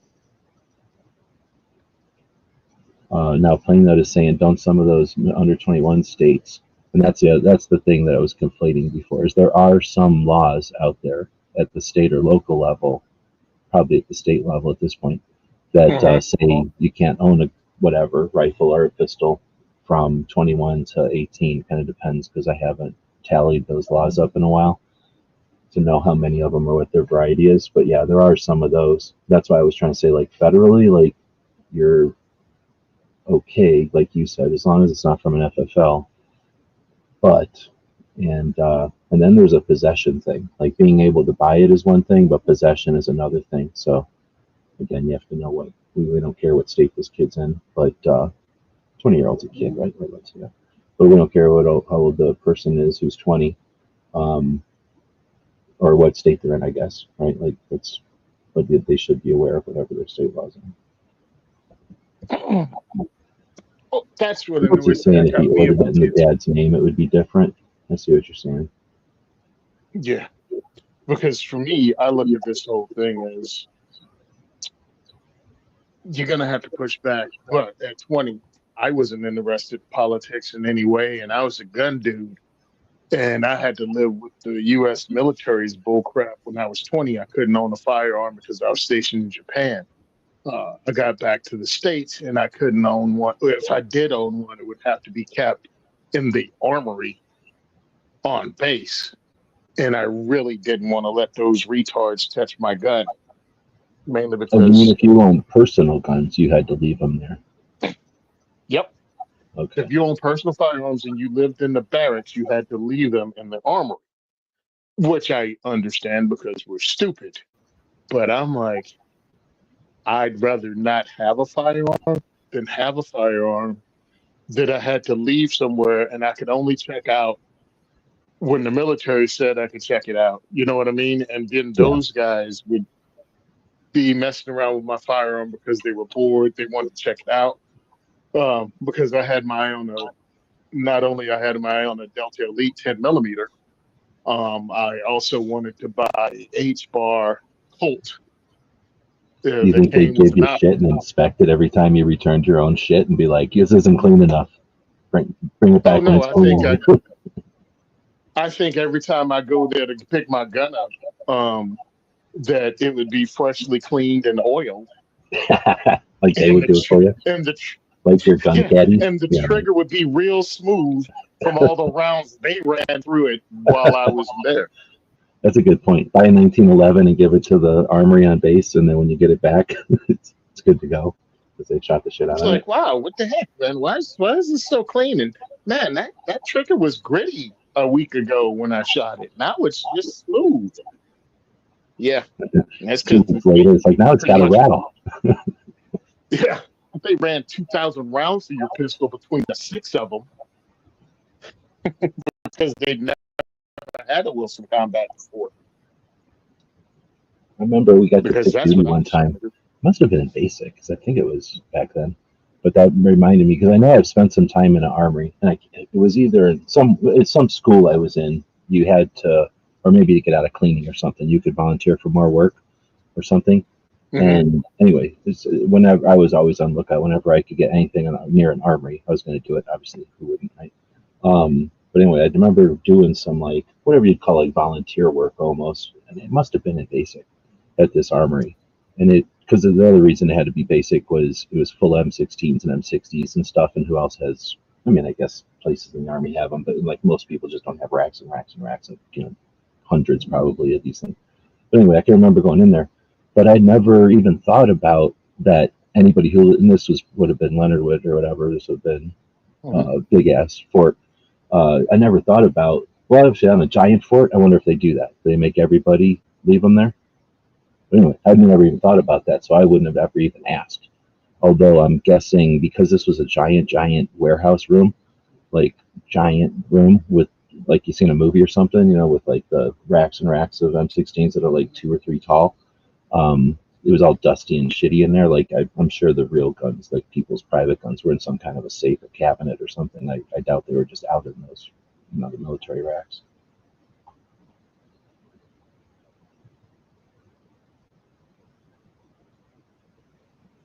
I just sit there, it's one of those way back machine questions like, dude, if I had to do over again, would I do it? And I'm like, go in the future, right? If we couldn't change anything, man, my butt would come back from overseas to America in 91, 90, whatever. I think I got back in 91. Man, I'm buying HKMP5s.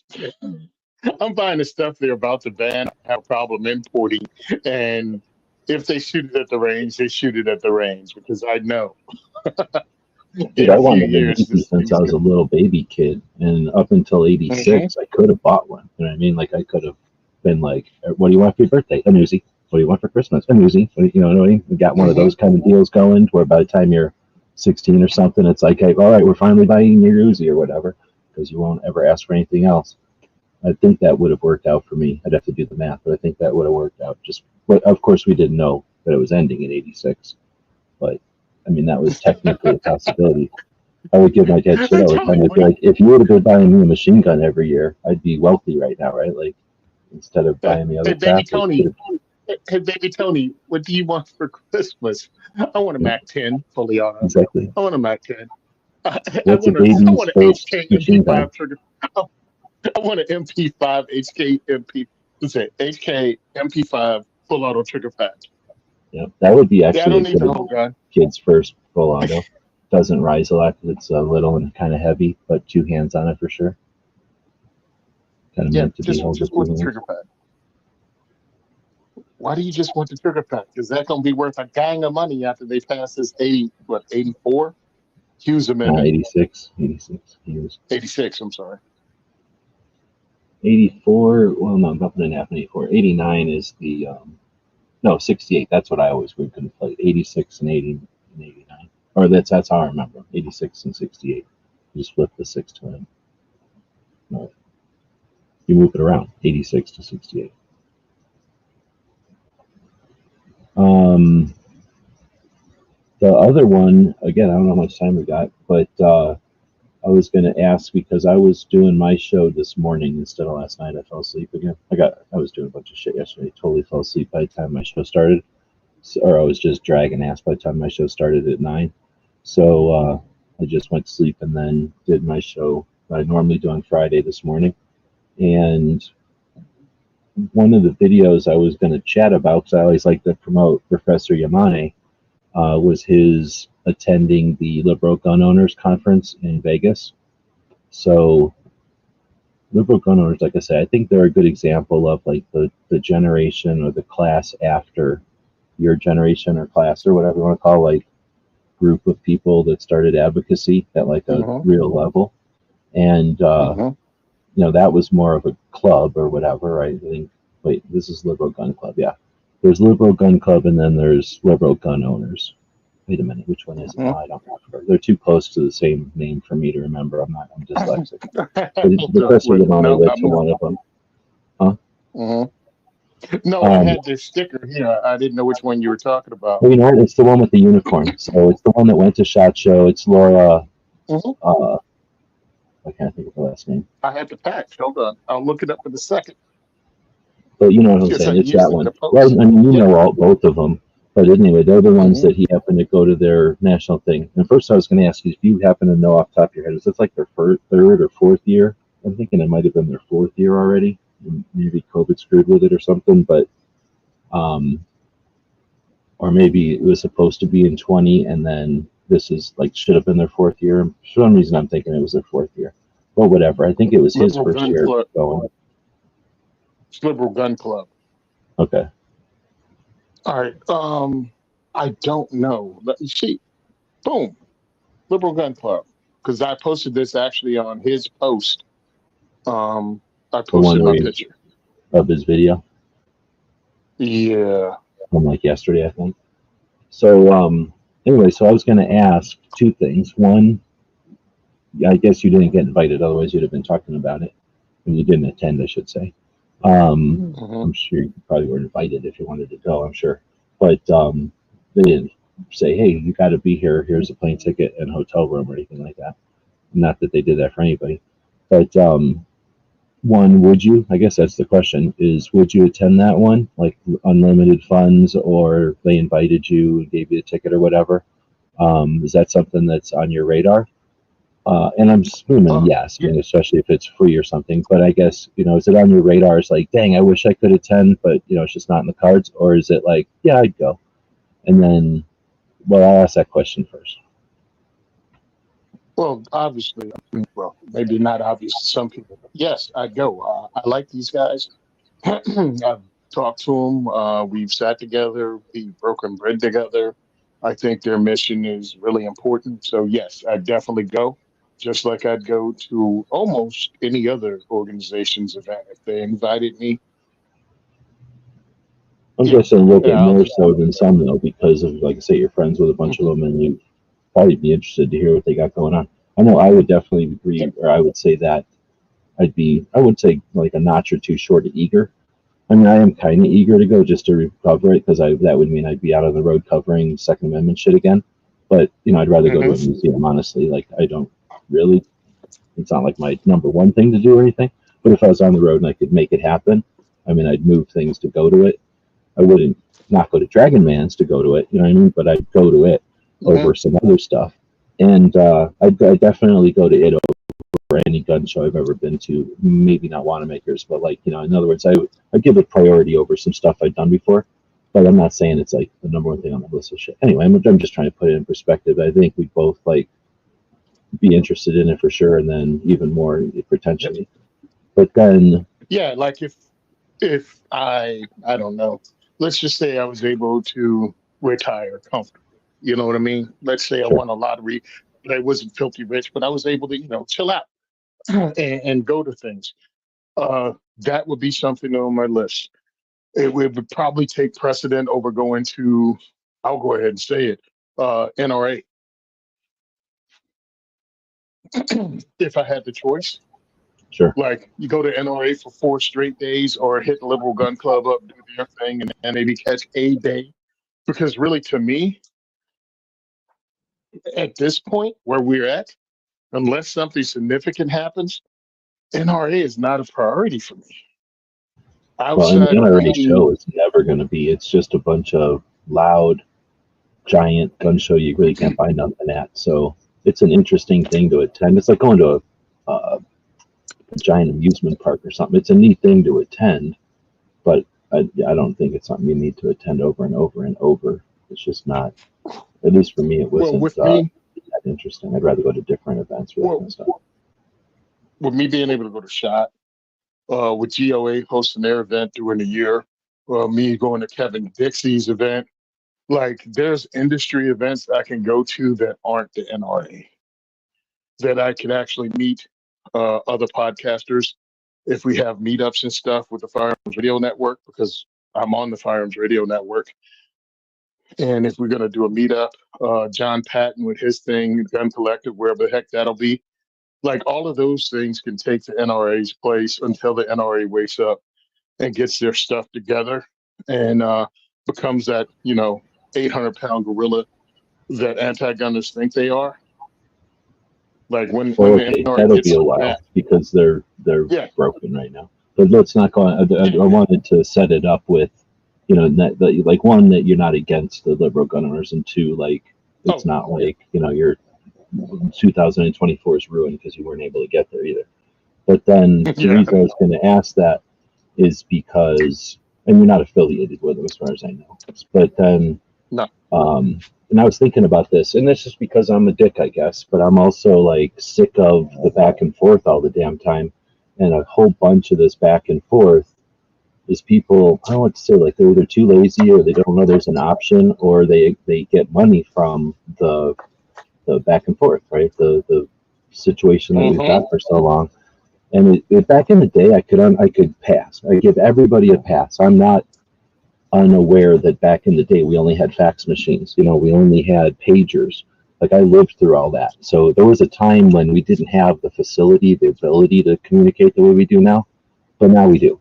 And we have people that grew up in this world, right? So it's very harder and harder to say I can't or we didn't or it was difficult when stuff got accomplished back in the old days when they didn't have that GPS and shit. So, it's possible now way easier than it was. So I guess I'm gonna, and I'll give them the same scrutiny as I'm giving the three-level organizations that I always rag on. But the liberals, the two of them, because I don't want to necessarily harp on one over the other, because I don't know enough about them or their differences. But I do know that mm-hmm. the one had their national convention, whatever, for the third or fourth time. how many years? Here's my question, and I'm only asking you because you're the only person I know that can ask this to, that would, one, have not get offended, but also maybe even have an answer. And I'm curious because, not just to rant, but because I'm curious because you always have a different perspective than I do.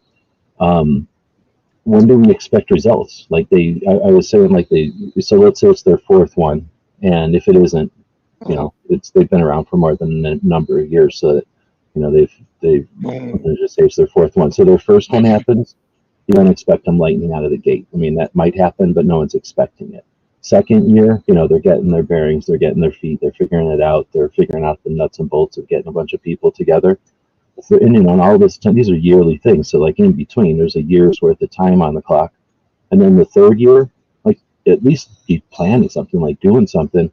Fourth year, like let's see some results or something.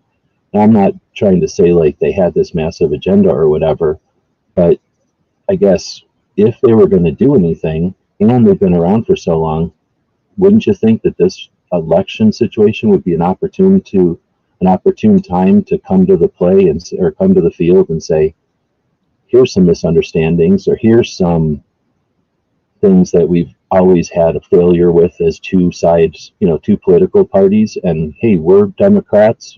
I'm assuming, like, what, can I fucking assume that? Like, I don't know if I'm allowed to, but I'm gonna assume that liberal gun owners are Democrats, right? Or at least libertarians or something, right? Like, I don't know, are they? I don't know if I'm offending people because I don't even know, but you know what I'm saying? Like, at what point do we expect them to do something, to say like, hey, Democrats, we're liberal gun owners, and here, like what DC Project did for everyone, right? As like, hey, representatives, you're not going to ignore us. We're going to walk up to your door and we're going to do this stuff. And we're going to show you how gun owners are not what you act like they are. We are this, and here's us standing here. I mean, I don't have to get into, everybody should know what I think liberal gun owners, was it the Liberal Gun Club? Yeah, that was let's it. just say in Liberal general, Gun Club. gun, so I don't want to pick on the one organization over the other because I don't know. Anyway, go ahead. No, I went to their webpage and I'm looking at what they say their mission is. And it's to provide a pro Second Amendment voice for left of center gun owners in the national conversation on firearms. And it's one more sentence. In order to achieve our mission, we encourage new participants in the shooting sports and provide firearm safety and shooting instruction programs, as well as provide a forum for civil discourse on these issues. So they made it broad enough that anything they do, I feel, is a success. So how do they measure milestones? The number of shooting events that they have, the number of new people that come out to an event. You know what I mean? It's not like an overall goal. Like, Sure. when you have something like, it's not to cure diabetes. And then if diabetes get cured, they go out of business. So this is like broad enough for them to go, hey, we're still out here as a liberal gun club, introducing people to firearms in a safe manner and having a conversation. So I think there doesn't have to be things they have to check off the list as success other than existing and keep doing what they're doing. Do they have a number? I don't know. Do they have a membership? Oh, what do they do? Oh, yeah, they do have membership. I wasn't aware of that. I don't want membership with 2A4E only because people see it as some kind of competition. You know what I mean? Oh, he's taking money out of our mouths. And I'm like, oh, gosh, shut up. Oh, that's nice. I just looked at their membership. It's $15. It's $15 for an individual membership. If you want to be a contributor, all these are automatic renewals. It's 25 individual sustaining member. I don't know what that means. Oh, we're carrying $5 a month fee. So for as little as $5 a month, you can join the Liberal Gun Club. My whole thing is, I guess I used to bitch about this a lot more when we'd have like a bunch of people joining in on roundtable discussions, like a couple of iterations of these live shows ago. There was a pretty thriving community of people that were regularly having focused conversations about 2A, not just guns, but like 2A. And at those times, I would rag on the liberal gun owners, mainly because it bothered me that they even had to bring it up. Like, people will go, to anything. Anytime anybody brings up anything, somebody will go, "Why do you have to bring that up?" So it was me saying like, if you're going to bring up that you're liberal gun owners, then okay, but you could have just been like, I don't know, like the gun owners group of California or something, and then have it be a bunch of liberal people that are in it or something. But to call it the liberal gun owners, I'm like, well, now you're calling out that you're liberal, so then doesn't that mean you're Democrat? And then anyway, so I was giving them a bunch of, um, I was, what to say? I was just talking shit, I guess. That because Mhm. what the hell, if you're going to call yourself liberals, then why not have it be part of your um, calling or whatever? And that's when they started seeing the actual, what do you call, like the what you just read, their mission statement, Mhm. I guess. And I mean, what it was, I kept asking Laura in conversations, like, what's the goals of the liberal gun owners? And I didn't want to sound like a dick, but I wanted to know what their goals were because I guess that was my Mhm. concern. If their goal is to just sit around and go, we're liberals and we don't get what we want as liberal gun owners, and gun owners should cater to us, or gun owners should do something differently because of our perceptions, like you're allowed to do that, but it's not. What's that going to do for anybody? That's just going to create more division or something. And and that was my concern, because until we had those two groups, all we would have is individuals who would come into Mhm. conversations and say, "I'm a liberal, and here's what I demand." And it was like, damn it, dude, you're just coming in here to cause a commotion. And you know that the way to cause a commotion is to say you're a liberal and demand shit. And then that just became like a thing that was happening. So when the organizations came up, I was kind of like, is this, what separates you from the individuals that come up to just, it's not to be trolls, but let's just say to be trolls, to be as a general word or whatever. And I don't know if it was because of my asking that or if other people had asked it and they decided let's put some mission statements out there. But essentially, that's when their mission statement, it was a little simpler back then. It was something more to the effect of, we're here to get together to have a place to have conversations. And maybe there was a third element, but it was certainly not to change the mind of politicians. And so I was asking them, are you going to change the mind of politicians? Is that a part of your thing? Like, do you have that ability? Or is that like in the future? And it was like 2 years into them. So I was like, either somebody told me to, or I figured, okay, it's probably just too early. Like they don't have they don't have the sea legs or whatever. They don't have the bearings yet. Let them figure the stuff out. And then now I'm asking, I don't know how many years later, 3 or 4 years later, um, when do we start expecting to see Democrats say? I mean, we're seeing some pandering from Harris now. Do you think that that's Mhm. understanding and insightful to gun owners due to liberal gun owners in general, not the organizations, but just Democratic gun owners? I'm going to start saying that. Democratic gun owners getting, what do they call that? Like feedback up the line, like saying, hey, Mhm. we won't be pandered to. We exist too. Like, don't forget us or something. And I'm just not taking that credit, or do you think she's So just grasping for straws, like most people are characterizing it as? Is she's gasping for straws and trying to get, appeal to every base she can possibly appeal to at the end here? yeah, I But you have mean, to answer that all if of you a don't sudden get political. it's a 180-degree change from what she said up the week before. She said that she cares. Um, a week ago was a totally different answer. So I like the fact that the Liberal Gun Club exists. And the reason I think the Liberal Gun Club exists, at least in my mind, the way I'm reading this, isn't to demand anything from the gun community itself. Is to let liberals out there who maybe own firearms don't know there's a place that they can go to have like-minded people, to not, have people poo-poo them and their voting record or their beliefs or whatever.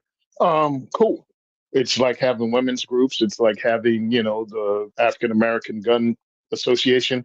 All that to me is the same thing as a liberal gun club. You're welcoming people that may feel that they're either marginalized or gonna be talked down to or attacked. Because when you go to gun shows, when you go to some gun shops, when you go to some gun ranges, it's MAGA hats all over the place and jokes about liberals. And even the machine gun shoot I went to recently had Kamala Harris's picture and Hillary Clinton's picture downrange as targets. And I'm like, not cool, yo. I mean, but I'm not there to change their culture. But I'm like, don't tell me the gun community needs to grow and we need to bring other people in when you have the woman who's running for president downrange as a target. That doesn't really help anybody. Cool, haha. But it's a machine gun shoot, and they're gonna miss her picture regardless of how big it is. That thing had very few holes in it. Thousands of rounds that went downrange, and very few holes were punched in Kamala Harris's picture. Yeah, So yeah, I can get like the, what do you call, like the, I can't think of that dude's name. Like they would have the dudes from, I can't think of Osama bin Laden. Dang, it took me forever. There was some posters like that, or I mean, targets like that. Mhm. But political adversaries, that's Nope. nothing needs. That's not the. It's not the look, and it's just not No, cool. Like there's nothing. Yeah, that's not necessary at all. that's really. I mean, you can burn someone in effigy, I guess. That's one thing, but to have them at a gun range, downrange, not cool at all. Not necessary I either. don't think it's But it illegal, is. but it's definitely stupid, right? It's not a smart move. It's not a great look. I don't know what to call it. Like it's just not cool and like Well, setting up levels. I know that you're not going to see a picture on my social media. Matter of fact, when I was recording a friend of mine, I tried to make sure I didn't get it in the video, and he's going to make sure he crops all his videos so you don't see it. Now, again, I was recording him, and then like I try to zoom into his target and not get the fact that that target was down there. Those couple of targets were there. It brings nothing to the table. But in that part of Pennsylvania, it's really red. And people don't sometimes think about that stuff because, again, they have us divided. So I'm like, when do you start putting up politicians' faces on these things? Because it's not like this is the first time I've ever been to one. You know what I mean? I No, just never seen it before. no, I'm trying to think if like in some election, if you do, it's like a photocopy that somebody made or like a printout that somebody made on their own home printer. It's like not like any kind of produced thing. Um, anyway, getting back to the idea that the liberal gun owner. So I guess another way to look at it, maybe another way to ask the question is, if a liberal gun owner wasn't a thing, I don't know, 10 years ago, I don't know when to pick a time, like sometime in the past, like it wasn't really a thing, like at least nobody called anybody out for being one or whatever, like it wasn't Hmm. characteristic of being a gun owner. It was like your gun owning and your politics were two different things. And I suspect for a long time it Hmm. didn't matter because, like for the whole history of the country, it didn't matter because it wasn't a political issue, right? It was only a political issue since the '60s, I guess technically, then a little bit in the '80s, and then it kind of got Hmm. a big issue in the '90s.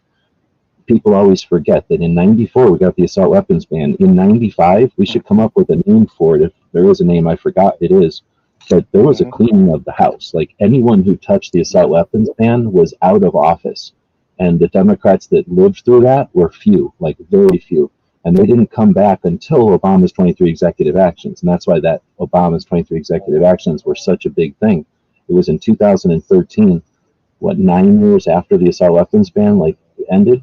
So there was Hmm. a 10-year span where they didn't touch guns because they knew that they were verboten. You did not touch guns. Like you already touched guns once, and everyone got burned. It was like the, what is that called? The, like Raiders of the Lost Ark. Like anybody who was looking at the assault weapons ban got melted, and everybody forgets about that. We should be rallying behind that. Again, the three-level organizations are all failures because none of them did that. None of them can take credit. None of them will talk about it, and that's weak because that's something that we could all be rallying behind. FPC, there's a great thing because they don't, they just like to grab things and run with them as memes and stuff. Like, why not hail the victory of whatever that's called, like the great removal, or I don't know what to call it. I don't remember if there was a name for it because we didn't have social media back then. I'm sure the NRA would jump up and take credit for it, but it was just everyone was pissed at what was done to them because nobody remembers what it was like to live in the past. We, not only in the olden days, but we would be aware of things happening, and then we would hear what happened, right? Like, here's the results of the race. And then you'd hear what happened during the race. You didn't watch the race and then see the end. I mean, you could, I guess, technically watch TV. But if we were talking about a political thing, like, we saw all the ads and stuff, and then there was, maybe the TV shows would stay up and listen to the results, but there was none of the 24/7 coverage that we are so familiar with and accustomed to today.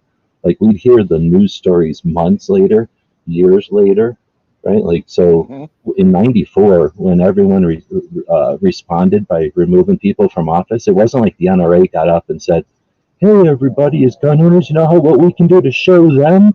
Everyone, read our thing," and that means, it's going to tell you to go there and vote against them. No, everybody just went, "What did they do to us in '94? Like, what happened?" Because most people weren't paying attention. It just happened. Like, what happened? You did what now? And then they removed them all from office. And that was what do you call that? Like, grassroots? Is it even grassroots when it's just a gut reaction? It's more like a reflex. I think that's the word. It's just a political reflex. And since no one can claim that, no one champions it. But that's the power we've got. And that's what happened in 2013, going back to the beginning of Every Second Matters, right? That was a political reflex. Everyone said, "What? No." No. We just got AR-15s. But think about 2013 in the respects of guns.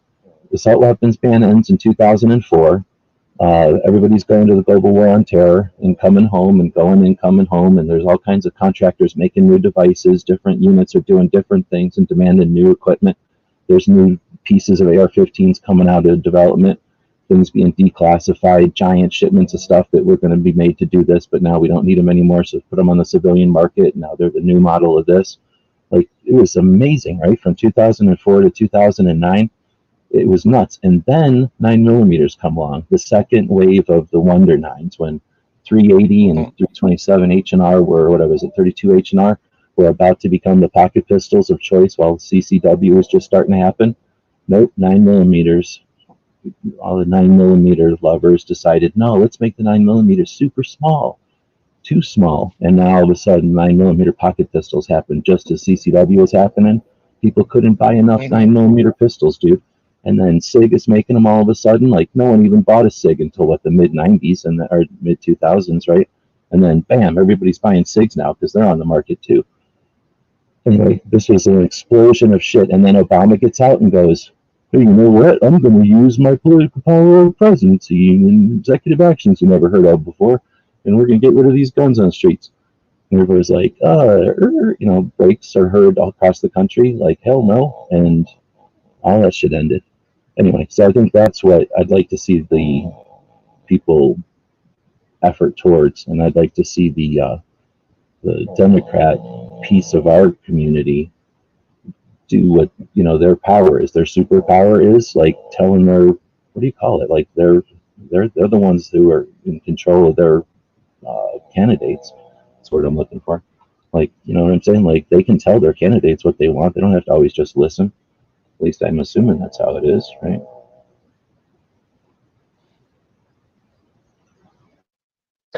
All I'm saying, into that. I'm just ranting. No, regardless of the groups, people are going to have to speak up. And if you can speak up in an organized way, and I tell people this all the time, if you can get you 3 of your friends together, call yourself the Smith Streets, I don't know, sympathizers, whatever, make up a name and go to your local township, you can affect the way they treat you. Is going to be totally different if it's just, you, Gary, and Tim going down the set down there. You're like, "Hey, I'm Gary and I'm with Fifth Street, the Fifth Street Political Overwatch Committee." Taking a cue from Massachusetts, when they had all it happening in Massachusetts, the goal needed to get an organization, a separate organization, to get the petitions, and they called it I'm going to not remember it now because I'm trying to think of it, but it was something like the Civil Rights Committee. Like, literally, that's what it's called, like the Civil Rights, or the Committee for Civil Rights, or something like that. And because they named it such a simple name, the mayor, or no, the governor, sent Toby a commendation from the mayor's office that says, "Hey, we want to thank you for spending the time to be to organize the Committee for Civil Rights." and Mm-hmm. you can't figure out if it's because somebody was just messing with them, if they're trolling them, or if somebody just was tasked with looking for organizations that seem to be of the like named of the like mindset, and just threw it in there because of the name. But either way, you give it the name of, you throw some the idea of rights in there, and not the same old my rights, my property, but anyway, just an idea too, to give it a name that's about what it's about, not the things, but the right. It's time for us, and that's what they tried to avoid, and that's what I'm trying to push, and I hope that's what various other organizations trying to push too. Get involved. Is the time is past to sit on your butt, because we're going to have to make this change. The political parties like the status quo. They like us choosing teams because really they want the people that are in the middle to stay at home, and they want to just pander to their base. If that's all either side has to do, they're happy with it. They really are, because And then they make their money, right? Like, they like to win, but they win mhm, even if they lose, right? We all know that, because when there's, even if there was 7 parties, they would be the same way, right? Their goal yep, is to have us give a shit, and that's, I guess, the frustration, right? Is that if we could all figure out ways to work together, then they'd have less leverage over us. And I don't know, I feel like we have an opportunity because of this shared, not just interest in the toys and tools, but the understanding of the shared right? That's, I guess, yeah. across My the hope, political parties. Like, it doesn't matter what party you are, you understand the right if you're in this whole conversation. And that's where it's like, dang it, wish we could figure out ways. We don't have to love each other or agree with each other, but ways to, I don't want to say hold hands, but a ways to, all grab the rope at the same time and yank when mhm, necessary on those, the necks of the, or the collars of those who represent us. yeah, because the way I look at it is this should be apolitical. If we really wanted to solve gun violence, well, let's talk about, let's prioritize, like, what is it? Like, what have they piled together? And is it really a firearms related problem that you can legislate? If 65% of it is suicide, how are you going to legislate that? Mm-hmm. 5 day waiting period? Well, what if they own their firearm for 27 years and now they're in a really dark place? What waiting period do you want to put on that? You're not going to stop it. So stop. And It's not viable. realistically, the majority of the suicides, which is a majority of the firearms deaths, right? So a majority of the Mhm. majority are issued their firearms. So when do they want to talk about the unrealistic expectations of military EMS and law enforcement uh, on 18-year-olds in the military, on people who are signing up usually to protect and serve, but then tasked with other things on top of that, or EMS, like literally signing up to protect, First and responders. just have to see the most horrible times of everyone's lives and have to deal with that, and suffer the consequences in their own personal lives. So when we're not going to acknowledge those reasons, and then, like I say, 2/3 of those people I just described, we're issuing, the government, their uncle is giving them a gun that they mandate that they either carry around or have in the armory. Um, yeah, that's where the majority of the majority are happening. Yet every single solution is offered is from a playbook from 1968: take and restrict, Hmm. prohibit, and scrutinize those who would even what's marginalized, right? Marginalize those who would even suggest interest or interest in ownership. Yeah, they don't want to solve the problem.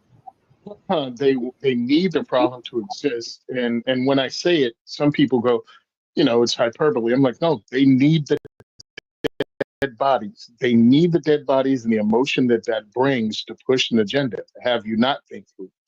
They don't want to have an open, honest conversation, because if you did, you'd bring things up like, again, how is your legislation supposed to solve a suicide issue?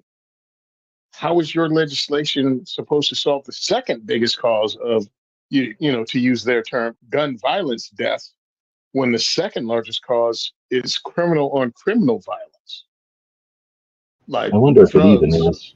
I think a lot of it could just be at this point, just from watching videos. I'm just assuming because we always get our data years later, but just by watching all these videos of the kids with, either they're anti-gun and showing kids with switches and just being out on the street, essentially brandishing the cars going by, or um, well, anyway, but you see these videos from both sides, right? Either hating the guns or hating that the liberals won't go after the kids being crazy instead of the gun owners who go to the gun shop and buy them, like the standard way or whatever.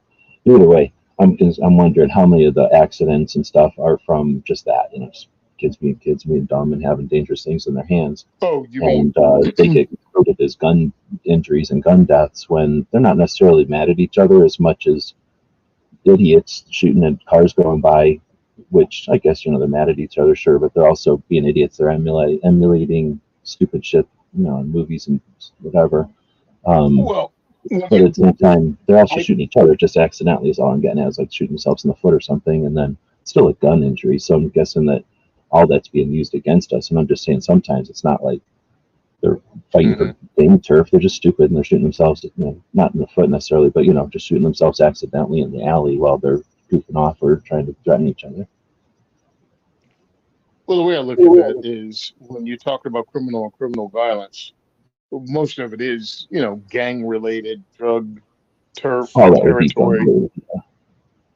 Yeah, but I don't know when something becomes kids that are gang affiliated doing dumb stuff with their guns with their friends.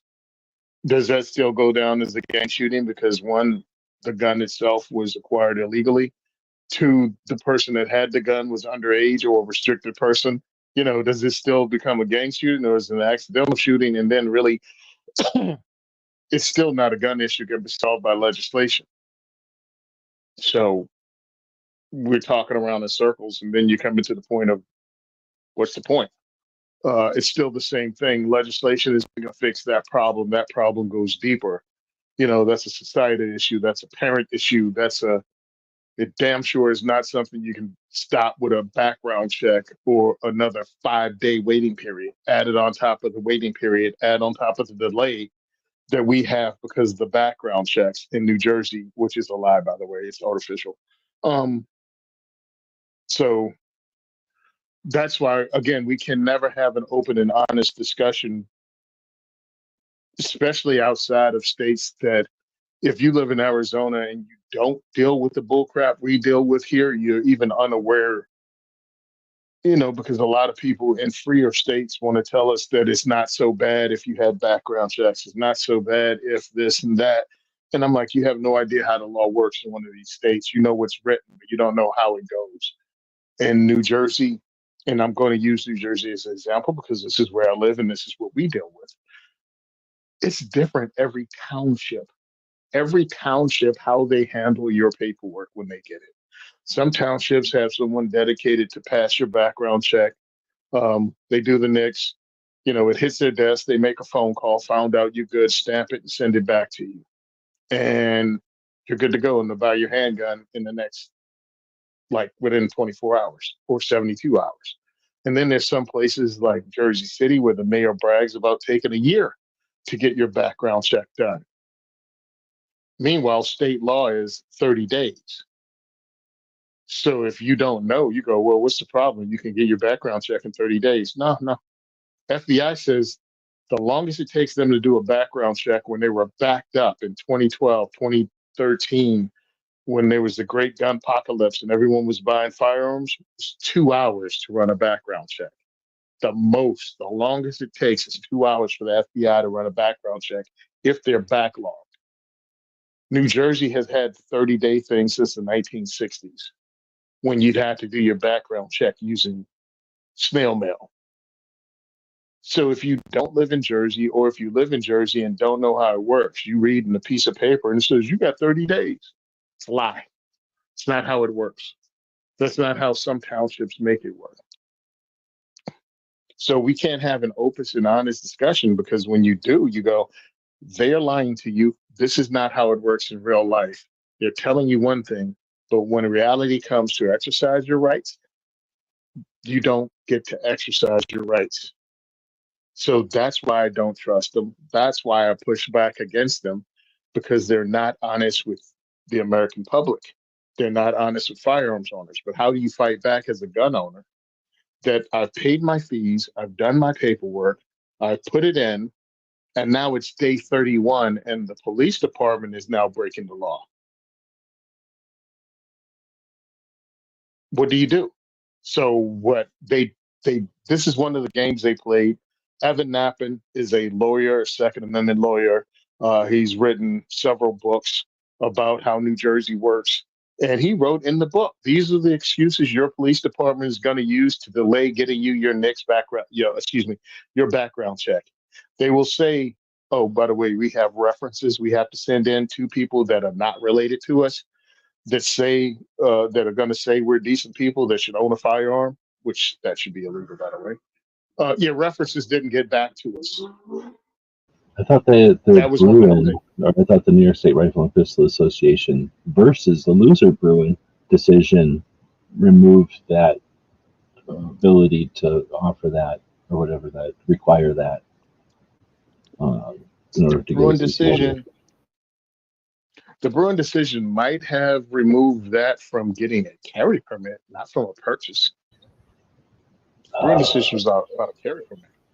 Okay, so your CCWs opened up, but they were like, "Hey, well, we still got purchase permits, and we can do whatever we want over here." Hmm. Now we're Yeah. working in New Jersey Well, about until they suing get them for. contested, I guess.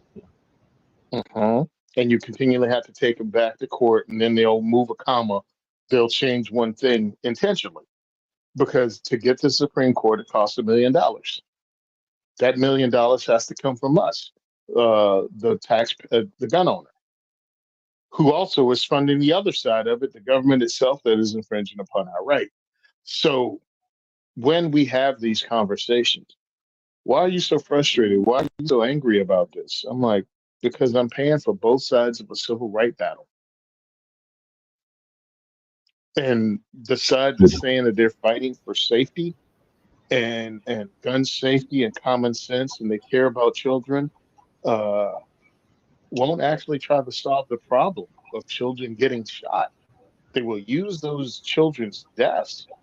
But when you try to actually have a conversation with people who do things like study violence, you know what I mean? Study violence, um, go to classes, learn how like the violence works, why it works, study things like security and how to secure a building against someone, an active shooter. People that study this and have answers, follow with facts and statistics. They don't want to talk to us because we're gun nuts. Well, other people would call us subject matter experts, but you want to call me a gun nut and dismiss it because I like guns more than I like children. Well, it's you're So, marginalized, right? And they mhm, can't accept your qualifications because then that would, what's the word? Like, give it credit, right? expose, It would well, it was creditize you. Yeah. expose their lack of qualifications. Oh yeah. They're running on a feeling. And one of the things that Obama demanded in 2013 was CDC studies on gun violence. A lot of us forget that. Well, that Hmm. study came back and it was not favorable to what Obama wanted. So they buried that report. Every once in a while, I'll see FTC mention it, but again, nobody created that, nobody instigated that. None of the three-level Hmm. organizations that we would expect to do something with that, none of them instigated it. It did happen, like you say, and the results are nice. Lott will talk about it. John Lott will talk about it, but Hmm. none of the organizations, except occasionally FPC, when they're doing some kind of meme or whatever, they'll bring it up.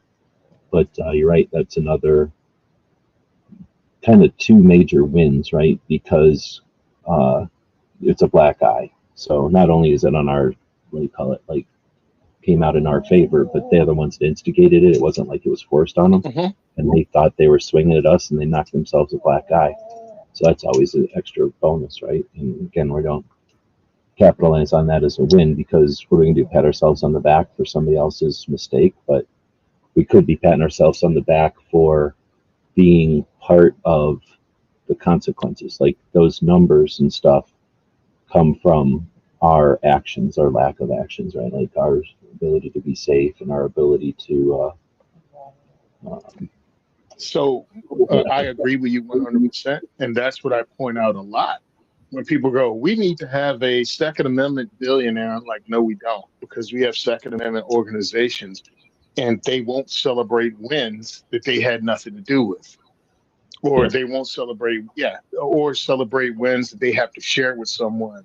that they want I'm to share. like, Yeah, exactly. so that's one of the more ridiculous parts about this fight, because you're leaving stuff on a table that's a win for the firearms owner, but might not be a win for the firearms of Second Amendment organization, and that's one of them.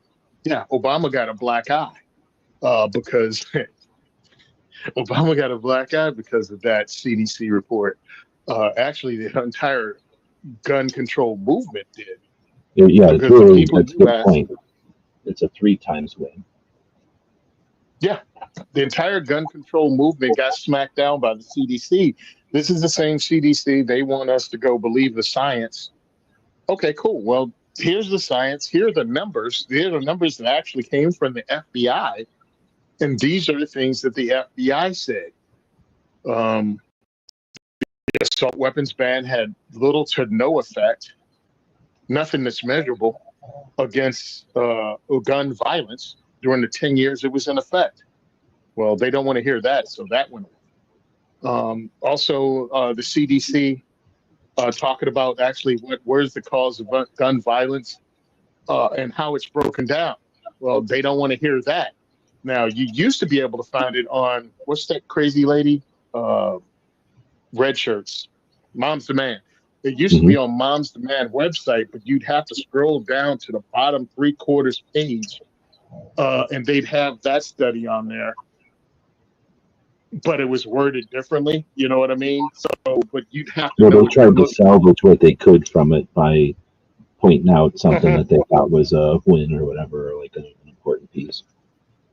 And they were never tied together with, well, how would legislation change? Because if you look at the two smallest numbers, there are three very small numbers on the gun violence death percentages. The smallest number is mass shootings, which is less than 1%. The next smallest number is a toss up between accidental shootings and self defense shootings.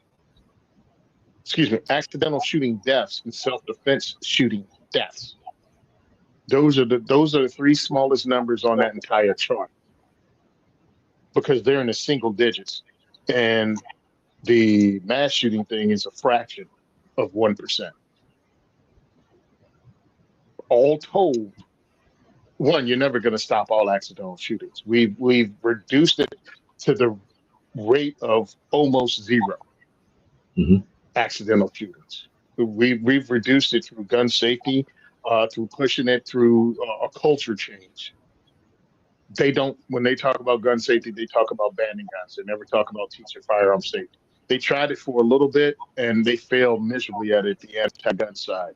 Mom's Man actually had something, and now that has been archived and has disappeared because it was a fail, because they want to have zero. They want to have, what do you call it? Abstinence, complete abstinence, not safe firearms usage. Um, Safety from firearms, not safety with firearms. That's their motto. Well, I exactly. mean, it's not their motto, but that's how I summarize their position. And just to put a, Yes. Mom at Arms, right?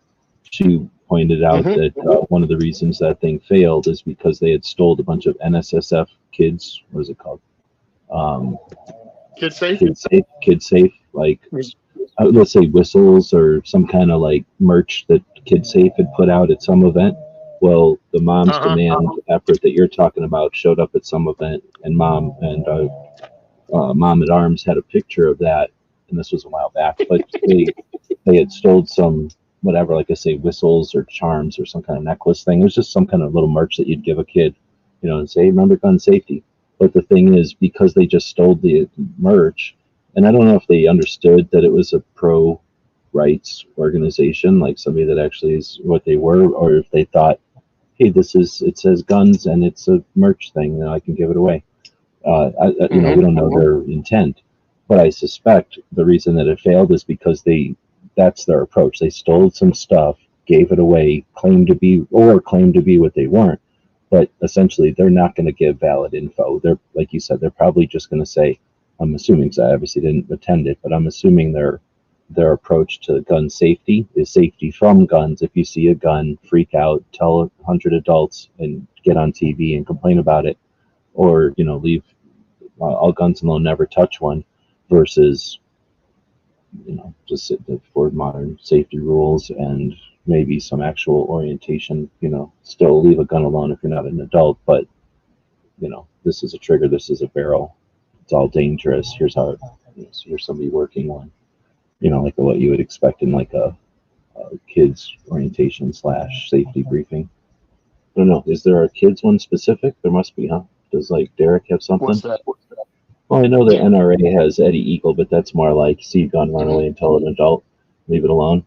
That's for little kids. Yeah, but I'm wondering, and then there's, of course, I think we're both NRA instructors, and I don't remember anything since I don't remember when I got my NRA. It was a long time ago, and it's a horribly long class. It's like 18 hours or something, so you get fire hose stuff in 18 hours worth of that. But anyway, I don't remember if there was something for like that young new gun owner. I know there was some hunter safety stuff for young hunter safety, which is essentially like cartoon versions of hypothermia and how to stay calm if you get lost type of stuff. And I'm wondering if they have something for the kid who's maybe the young adult who has to respond to the kid who finds a gun, and how to clear it safely. Old enough to safely do that, but not familiar yet. I wonder if there's some safety, or if there's some safety classes geared towards that. What do you call it? Like that age group, or that? I guess it would be age group, right? I mean, because I don't know. I don't know because I work with CNJFO and we do the varmint shoots where we introduce kids, all the way up until 18, to handguns and semi-automatics. In a range Handguns environment, or at least in a and long guard. supervised environment. Yeah. But we also have a class beforehand that's put on by my friend Rocco, and that goes over firearm safety specifically, and that whole almost an NRA level class about firearm safety.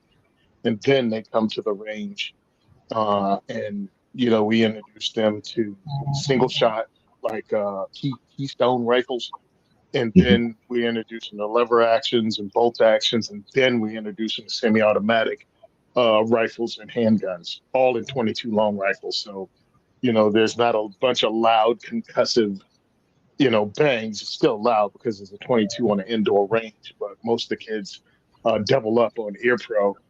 And of course, there's no recoil and there's no concussive blast. So it's pretty much a positive experience for almost all of them, except a little girl that got burned when she was at my station when brass hit her arm and she lost her ever-loving mind. That's the only time that's ever happened to me with, I don't know at this point, hundreds of kids that I've introduced to firearms. This was the actual first one that actually had something happen. And it was just like hot brass, and it touched her arm, and it burned her because it was, a 22. Yeah. But it didn't. It's not like it blistered or anything. It was just something hot that touched her arm, and she lost her mind. And I felt horrible. Well, and the time of stress, it startled her, right? Like that's touching a fuse to the. It was unexpected. Light to the fuse, yeah. Oh, I don't blame her at all. I don't blame her at all. It just had never happened. Yeah, and as a guy who loves teaching kids and introducing children to this thing, I'm like, yo, I never thought that could happen.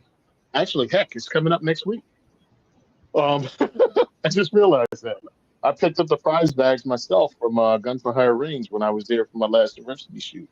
So I have all their prize bags. We have 30 kids that'll be coming out.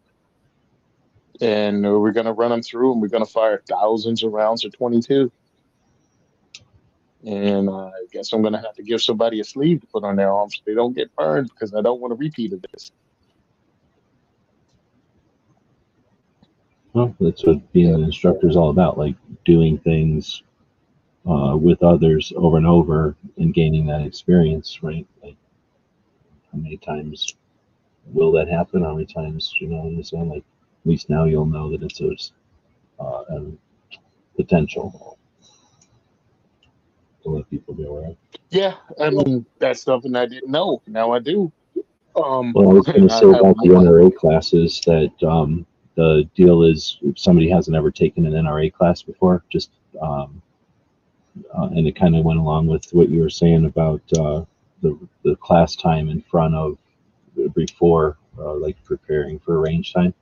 Uh, the NRA Hmm. classes, depending on which one you take, is either just classroom or it's classroom and range, and it's always classroom first because of again the idea that if you've never been around a gun going off before, other than seeing them in movies or whatever, who knows what kind of expectations someone has about what the movies portrayed guns as.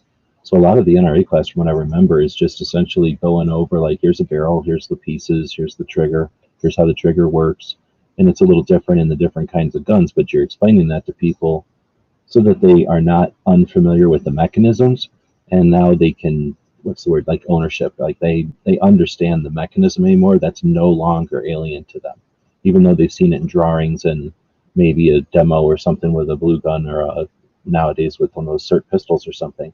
They still like, okay, now when I see it in the movies, I know what the slide is, I know why they're doing that, I know what's happening in the gun. I know where the bullet's coming up through, I know where the bullets live in a revolver, right? And I can tell by looking at the gun that has 6 bullets in it or less, right? That gun has 1 bullet in it because of the way it looks. That gun might have 30 rounds in it because of the way it looks. And once you've given yourself that like lay of the land and that like understanding of the words and as part of the NRA course too is probably, I'm assuming, I don't remember this anymore, but probably like, just in general, what a range is like and the procedures in general you would do at a range. People are going to shoot for some amount of time and then they're going to need to check their targets. So they're going to stop for a while, a ceasefire, and then they're going to go downrange as a group so that it's not unsafe. And then these are the things that they'll do with their firearms while they're downrange to ensure safety. And once somebody understands, like, oh, this is all done with like a method, right? Like this is just something I have to get used to, like going to a tennis match or something. It's not chaos. It's just parts of it seem Hmm. chaotic, but it's all a thing, a routine. And then once somebody knows all that, going to the range, even if they've never been to one or they were super scared, it's just a whole nother factor less scary or concerning for them, right? And the person who's super stoked is going to absorb all that as a student, like, oh man, now I know all these different kinds of guns and stuff. The person who could care less is going to be bored, but the person who was concerned, I guess, is going to be like, okay, now I understand what's going on. I kind of understand. And unless you get somebody who's just completely not paying attention in that portion of it, spaced out or scared or whatever, then they're going to be fairly prepared for the range, right? I guess is what I was going to get to. And I don't know, same kind of thing with the laws, right? Really, all it takes is like an understanding and given to people, offered to people in a way that they can absorb it. And just trying to bring it back to the political thing, I guess that I think that's one of our issues is we've got the misunderstandings out there, and maybe we could use some of our tactics to create awareness, not change anybody's mind, just to create awareness. Once they understand what a range is, they don't think that it's just a bunch of people having a weird gun show, while they're shooting or something. So that's one of the things we try to do. It's like, yeah, this is a place where you can safely do these things and meet like-minded people and have a good time. Um, it's just a launching pad for cool stuff. Let's get to Ozzy's question. You asked it probably an hour ago, literally 15 minutes ago. Now, I'm on the Rural King email list, so or he says he's on the email list. So that they have a Taurus M44, which is a 44 mag 4-inch 6-shot Mhm. on sale. I'm trying to talk myself out of ordering it. So he didn't say if it was stainless or not, or did he? And then I think he followed up with, "Get it." Well, my whole thing is, because Rural King has a flyer out. Let me see. Ping, ping. Yeah, get it. I mean, I've been looking at Taurus's stuff for their executive uh, pistols, revolvers. Excuse me. Uh, they pretty much are doing some kind of Smith and Wesson performance center type things with their guns now. They have something called the Executive Series. Okay, so I went to Rural King, and I couldn't find firearms on this one. That's annoying. Well, the franchises, so I imagine maybe one unit or one manager order is different than another manager, and so they might have different sales and different surpluses and stuff. Or even just Yeah, like the because store hasn't been selling XYZ, so we're going to put it on sale, something like that. yeah, Or they got I a even bunch of these blocked things. off my address. You know what I mean? Yeah, Just in so it's case. just the generic one. Mainly because I know that I live in Jersey, and our attorney general has every company so scared they won't send anything here. Oh, you got to deal with the whole other political again thing. I forget Hmm about stuff like that. So, yeah, that's annoying. There's only a couple of states that you've got to deal with that, but it doesn't make it right. As far as the, I don't want to be a jerk about it, but I've had plenty of Tauri. You know, I'm not a Taurus hater. I've just owned Tauruses, and I don't think I own any Taurus right now. I'm pretty sure I don't own any of them anymore. But oh, I know, I know. I think I got that one too. So anyway, I did own a 44. I couldn't help it. I was at a tiny little gun show, and it was, let's just say, $300. I don't remember. It might have been $200 because it was a long time ago when I was a kid. So it was probably more like $200. But it was something where, I mean, I had the money, and I've never been wealthy. So I was at a little tiny gun show, and it was a VFW hall. So we're talking 30 table gun show, like a little tiny gun show. And I always like to go to those, but I also like to dollar cost. I call it dollar cost averaging. I like to buy something if I can go to a gun show to make the entrance fee worth its while, so that I don't know, it's cheaper. So I'm in there looking for something, and I couldn't find nothing, and that's unusual because I'm a collector of some dumb things, so I can usually find something at a gun show. So anyway, I just happened to have enough money to buy this thing, and I think the guy even sold it to me cheap because it was not doing well. It was like skipping or something. I don't even remember what it was doing, but essentially every once in a while you'd cock the hammer back and the cylinder would not spin around. So it did most of the time, but every once in a while it didn't. And so anyway, I bought it with a glitch, and I owned it for a long time with the glitch. And then honestly, I can't remember. I think I might have sent it back, got it working, and then got rid of it, or else I sold it to somebody who did that immediately. Because that's the thing about Taurus, like they don't care. They will definitely fix it for you. But it's just that I ran it for a while, is what I'm getting at with the glitch. And honestly, it didn't bother me that much. But it was not a 4-inch. It was the honker. I bought it for, I thought I was buying it for javelinas, a big giant rat looking thing we got out here that we call pigs. And Yeah, they run around on the ground. skunk pig.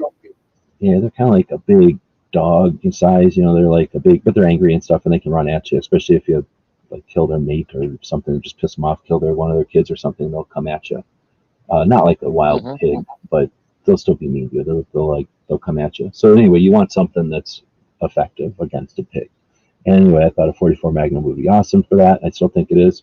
But anyway, I bought this long giant barrel thing. Again, it was just in front of me, and I had the money, and I wanted to buy something. All those factors happened, and I couldn't help myself.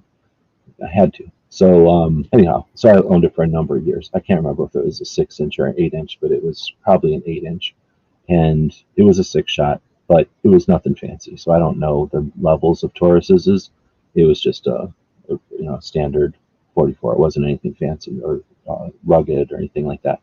But anyway, so I just found out that was way too long a barrel for hunting. So a 44 in a 4-inch, I guess, is my long ass way of saying I might actually be super interested in something like that. But I don't know if I would get it from Taurus. I'm just always, whenever I see somebody asking about a new gun, I'm the guy who says, what about buying an old Smith? A used Smith in the same characteristics, right? Like a 4-inch 6, because they must make one. I'm right there with you. Yeah.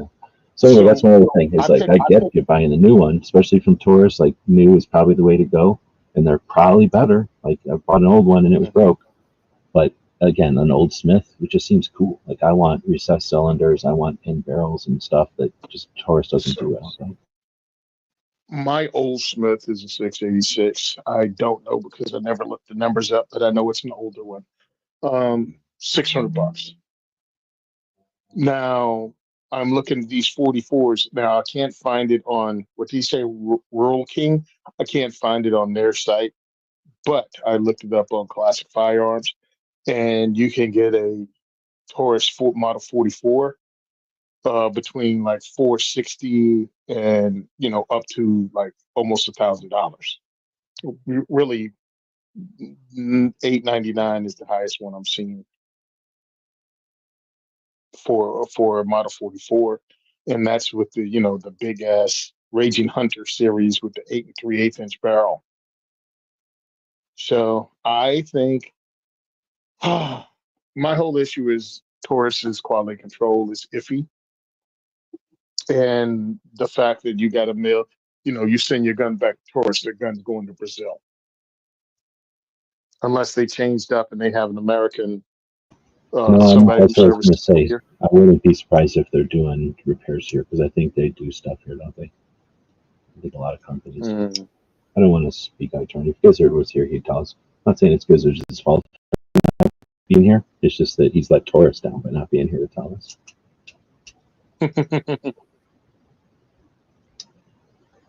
Or might be thinking of Bursa.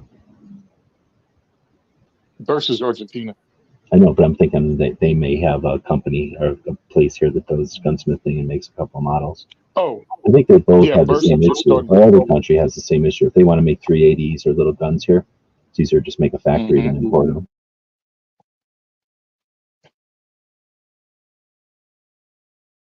Whoa. Yeah, I don't know. I just know, like I used to talk to Grant Cunningham a lot more. I should shoot him a message just to say what's up. If people don't know, he's an author. He's a firearms instructor. He was a revolver smith, and he stopped working with Taurus because their quality control got bad.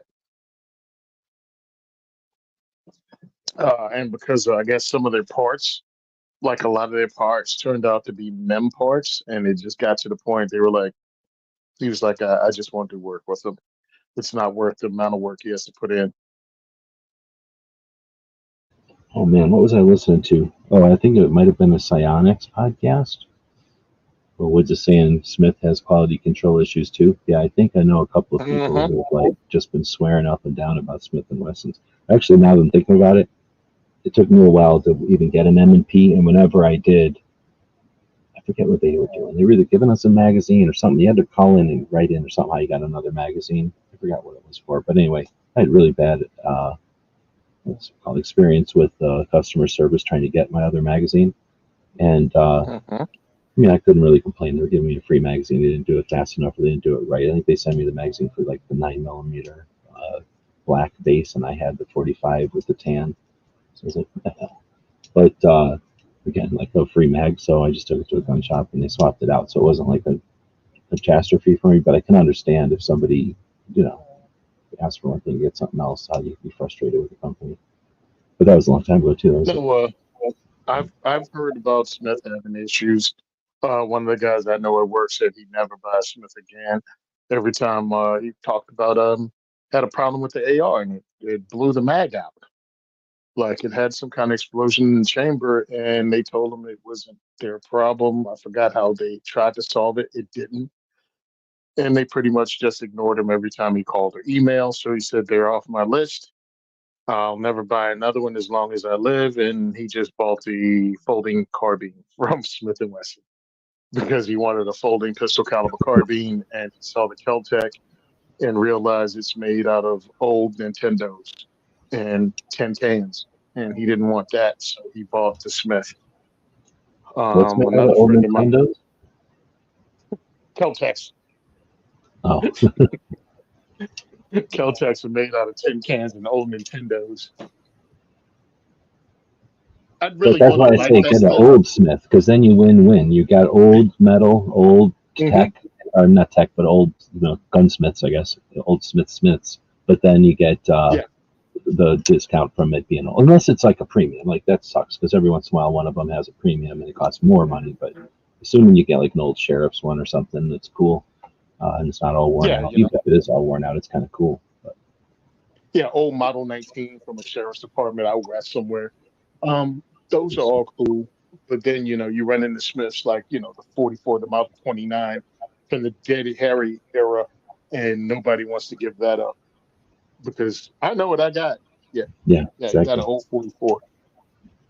So to talk about that, yeah, get the 44 if you want the 44. I just look at how expensive 44 Magnum ammo is compared to 357 38, and I'm like, I'll go that. Like if I was popping javelina, yeah, I'd get a four. I still go with a 4-inch Smith or a 4-inch barrel revolver. Even from Taurus, I'd get the 4-inch barrel revolver hmm before I I don't drop think I'd be 44 scared of Magnum buying on. a 44, or I mean an M44. I just don't know if I would. I just don't want to spend that money. Yeah. Well, how much was it? How much was the Taurus when he's looking at? Boom, boom, boom. Between 460 and up to $900. So I don't know how much his was, He's probably not but the talking about the four 900. inches, Yeah. well, the 4-inch barrels, again, totally different website, were mid 400s to low 600s, and that was almost for every one of them, from the blue to the stainless. Yeah, I kind of figured four. He's saying 450, 460, whatever. So five by the Oh, time he you're all said it. done. Yeah, but he said 450. So five by the time he's all done with everything. And if only Hmm. he had a way to get a holster for it. But yeah, I don't know. I don't think you'd be like wasting money by any means. You'd have to get a lemon. You know what I mean? Like most of their guns aren't lemons, I guess is what I mean. So, it's just the worst Well, case scenario could be you'd have a lemon, but it's not like every fourth gun is a lemon by any means or anything like that. and understand something. If you got the 44 revolver, you got to get the 44 lever action too. I mean, Well, that's how an you gonna have one opportunity with for a lever? danger. Yeah. And what, you can shoot 44 special, so I don't know if that's any cheaper or not, but if you reload, at least from my experience reloading, I'm no reloading expert. I've just been doing it my whole life and I mean, it's not like I do it every day for my whole life. I've just been doing it for a long time. But I enjoyed 44 the best. It had the most, like, for me, it felt like it had the most of variables. Like, I would have fun going to the range for, I don't even know, like 6 or 8 months. I was having a blast just making different kind of 44 loads and taking them out and shooting them. So it's different recoil, it's Hmm. different accuracy, and you can do that obviously with any bullets. But with 44, it was like I was thinking of this like the big blocks, big building blocks that little kids get instead of the detailed ones that the high school kids are making robots out of. These are like just big, giant, easy to do with bullets. Big, giant case so you can pour powder in there. There's all kinds of room left over, so it was made for black powder probably, and just a huge variable of like options. So you can make really light loads that don't cost much to shoot and don't use a lot of lead or powder, all the way up to stuff that'll whatever hunt. You can hunt with it, and then you can hunt like grizzly bear attacking me, and you can hunt like way far away, right? Like you can load that thing all different kinds of ways. Revolvers are pretty neat, and then of course it's good I with 4 inches. It's a mhm. really what's the word, like jack of all trades. Like it can do a lot of everything. Because I look at them as it's a classic.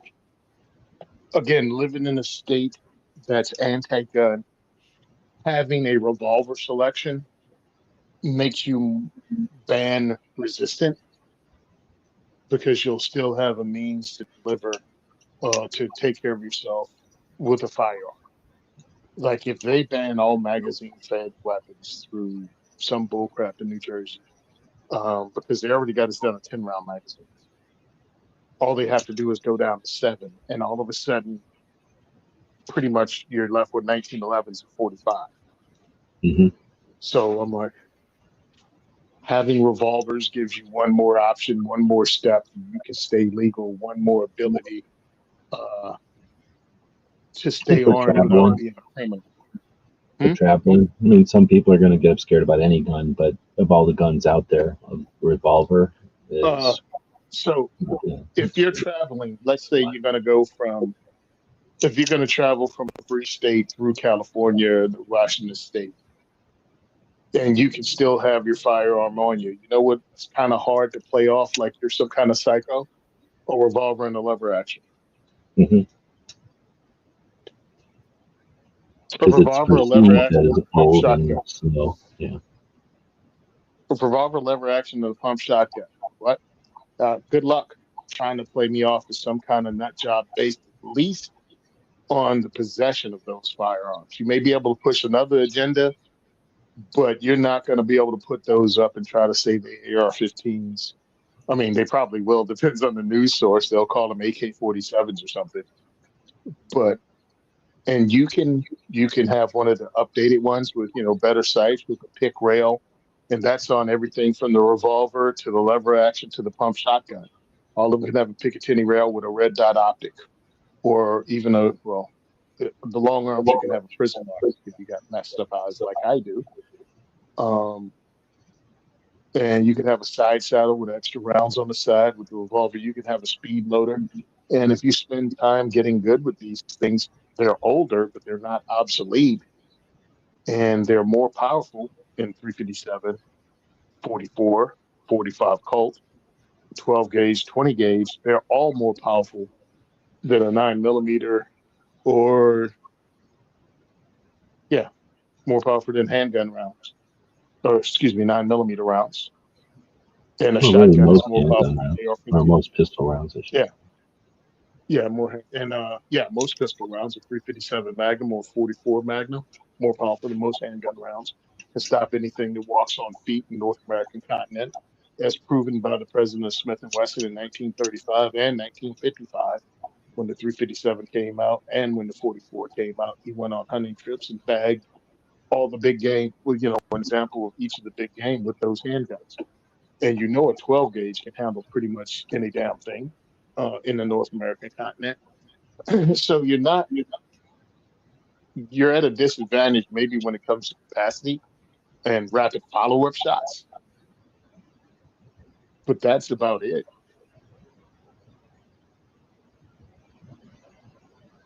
Well, I would just saying that the revolver makes 20% cooler, which is a good factor. And then if you get a lever gun, that gives you another 20% cool factor. So imagine playing D&D against the person with a revolver and a lever gun.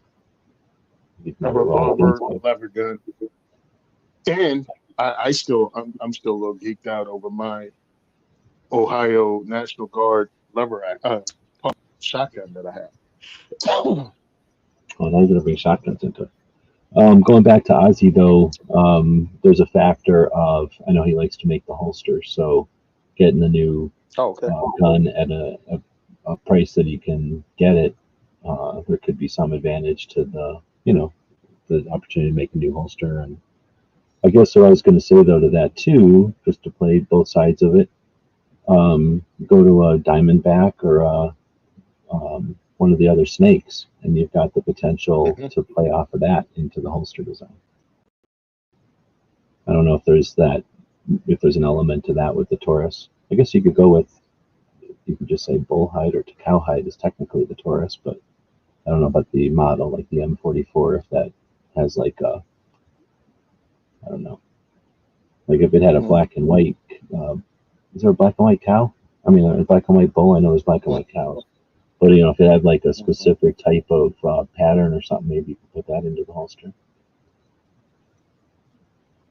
Yeah, All right, that's the hard part about. have we ever even done the show in an hour ever? Like, I mean, maybe we did once, but we're about to hit 3 hours here again. Yeah. So we got to call it. But I'm glad we were able to chat. I think we missed it last week, right? That's what probably we're catching up Yeah, I with. was busy. I was at the machine gun shoot last week. How'd that go? That was with It was fun. the Josh. Wait, no, is it called the Law Group? Yep. Josh Prince and the Firearm Industry Consulting Group. That's what it is. Okay.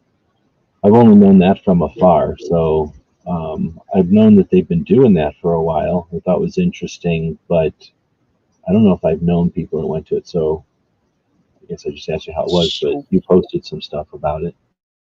yeah, I went to one of the first ones because this been going on. This is the 24th biannual event. So I'm assuming it started about 12 years ago, um, just by that name alone. I went there about in that time frame. I'd already started on the network, started on Firearms Radio Network. So that had to be 2014, 2015. I started on Firearms Radio Network in 2015, and that's the one I went to. That was the last machine gun shoot that was hosted by John Spritz that I went to. So it was really cool getting out there and seeing him again. Since that time, in that last 10 years, he's grown. He's racked up a whole bunch of wins against the state of Pennsylvania. So I think that's a great thing. And we had a good time. It was a small event at a small range in a place called Gap, Pennsylvania. And I had a good time. Really nice people. I met something. I met some of the guys from DNA Firearms, like DNA, uh, like the letters DNA. It's a play on words, but they rent. They have a business in which they show up with their trailer full of machine guns, and you can actually they can host events. Or excuse me, you can host an event and rent them, have them come out with their firearms. So I was talking to those guys, and they know me because I met them at another gun show in Pennsylvania that was put on by the owner of Gideon Optics, and we hung out all day. So the guys know me, and I was talking about doing a diversity shoot and what it would take to have them come out. So they gave me the requirements. And then, like a week earlier, somebody hit me up with an outdoor range that's privately owned that wants to host a diversity shoot. And I'm like, okay, I need to get these two entities together. I need to get the 501c3 up and running, get an ammo sponsor, and then get these people together and see in 2025 if I could host a machine gun shoot. I think it would be an awesome thing to actually have a 2A4E machine gun shoot, get people outside, get them pulling triggers. Um, I'm still going to somehow charge a fee. I want to launch into this real quick. I want to charge a fee. I don't care how much it is. I'll leave it at $20.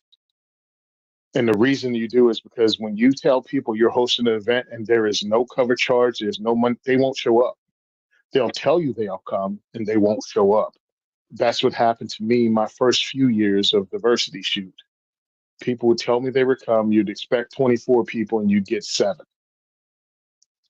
That got old real quick. So the minute I started selling tickets, the dropout rate, the no-shows, it dropped down to like single numbers, single digits. You know what I mean? I sell 20 tickets and maybe 2 people won't show up. Before that, it would be over 50% at times. So if I was to host a machine gun shoot, I'd have to charge something for it, even if I got everyone like if I got everything paid for, you know what I mean? The ammo, the people came out voluntarily to shoot it, or they got paid by some another entity. I'd still Just to have to ensure charge that people you something. get turnout. Yeah. Yeah, because it can be as little as there's $20 to get people to show the frig up, and it's a little annoying, but it's just human nature. If they think they can go to something for free and they don't make it, oh well. But if they got 20 to $40 riding on it because they pay for themselves, their wives, or their kids, they're gonna freaking show up. Well, And and if you I was, price it at a competitive to a movie, then it's not like you're putting a burden on anybody, but it's also mhm. respectful, I would say, to the people who are donating the guns and the time and the ammo and stuff. Because otherwise, like you say, you can put on a party and have it nobody show up, and then everybody's just you still put on the party, like everybody's still out all those chips and hot dogs and everything. So Oh, you want to make sure that yeah, it it's annoying. gets used. Yeah, make it It's worth it. annoying. You don't want to sound ungrateful. You never want to sound ungrateful, but it's like, guys, do you know what you just did to me? You know how you just made me look in front of somebody? It's like, oh, whatever. I mean, it is what it is. I've done it. Sometimes you have to eat it. And it happens. You make the best of it. You don't complain about people that aren't there. You celebrate people that are there. But it was a great time. I recommend anybody go. I had more fun looking at things than shooting it, mainly because it was really expensive. So the two firearms I shot that you saw me shooting, that I videotaped myself shooting and posted, and I paid out of pocket for, one was a full auto and suppressed Uzi, mainly because that's my generation's, before the MP5 became a big deal, it was the Uzi, was the movie gun. So I shot that. That was a lot of fun. And one of the guys there had a full auto Ruger carbine, Ruger PC carbine that took 32 round Glock mags. And I thought that was really unique. And I wanted to shoot that. Another guy had an American 180, which is a full auto 22 that looks kind of like a Thompson with a Lewis gun round mag on the top, round drum mag on the top. But he kept having problems with his. So my partner that I went with, he got to shoot it. And then it jammed up really bad. So I didn't get to pull the trigger on it. And someone else had a Mosin Nagant pretty much cut down to like a 10, 12-inch barrel.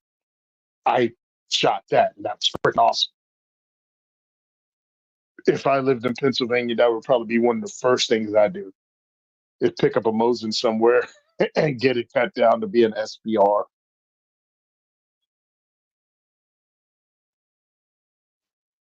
I think that would be the most fun for me, to get something at SPR'd. I just like the look. Did you Even say though it's how not many practical. guns you think were like there as options to rent?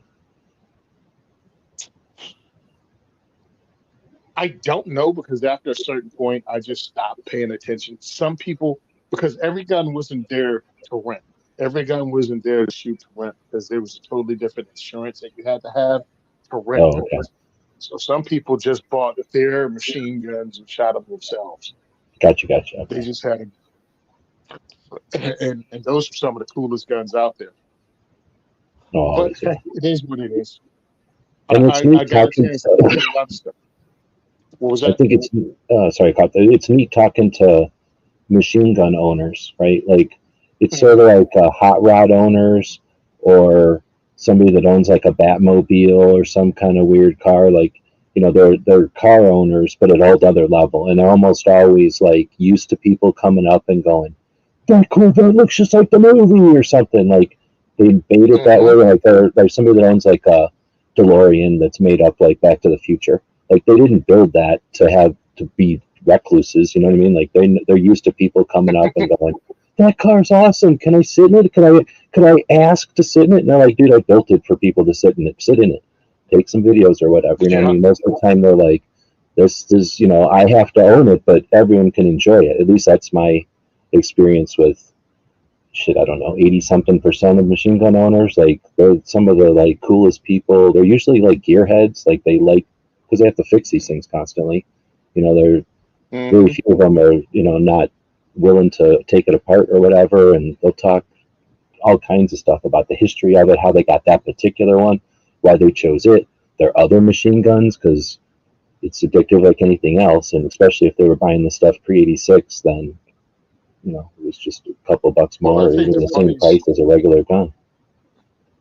the funniest thing to me was when I saw the Mosin, and I straight geeked out. I'm like, dude, you got a Mosin cut down?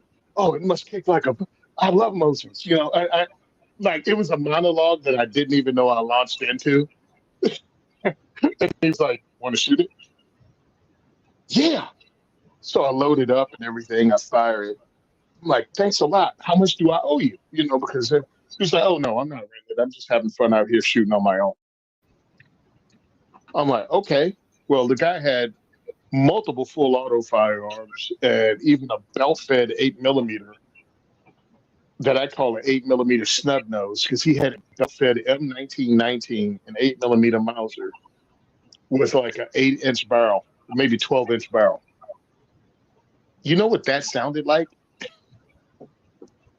It was the second loudest gun out there, Hmm. next to the 20 millimeter bolt action that he had. And I was like, yo, can I shoot that? He was like, not really. He was like, I, I don't have insurance for other people to shoot my guns. So he just sat there all day with him and his friends shooting his firearms. But he did let me shoot that Mosin, and I thought that was the coolest thing ever. I appreciate it. I That's think maybe interesting. you can't shoot full auto. You might be able to shoot his regular firearms, but you can't shoot full auto, maybe. That would kind of make sense. Well, and it could also be this gun is worth 7 cars, and I don't want to ruin it with somebody behind the trigger that ain't me, because what am I going to do? Like, you know what I mean? Like, you didn't break it, but it broke with you on behind the trigger. So, you know what I mean? Like, I can understand that practicality. 100%. Oh, believe me, I didn't question it. What he said is what he said. It's his gun. I was glad to get to shoot the most. Yeah. No, It it's was a neat good to time. just watch people shooting amazing stuff. And like I say, I think it's when I go, we just had Big Sandy out here. It's the 20th anniversary of Big Sandy. And Hmm. I've been getting out of debt and paying attention to that. So I've not even been paying attention, even with the calendar and stuff. I must not have put Big Sandy October in there because I haven't, it caught me blindsided. I totally forgot it was coming, not to mention when it was. So when a friend of mine started posting pictures from up there, I'm like, dang it. I was hoping he was posting pictures from a previous one, like getting everybody ready for it, but he was up there posting Hmm. pictures of it. I had missed it completely. Because of all the things that happen, it's a pretty easy one. I've been there a lot of times because it's essentially a 5 hour, I forget, drive, depending if I fart around or not getting up there. If I stop by gun shops in Phoenix or something. But essentially, it's a day Hmm. drive up. I can watch some of the shoots, I can stay overnight, and I can drive back. So it's a relatively painless adventure, and I get to go hang out with all guns that have machine guns and stuff. But as people have changed, and the people I knew the most that let me shoot everything they own type of stuff, well, Don passed, and then other people that moved and sold their guns.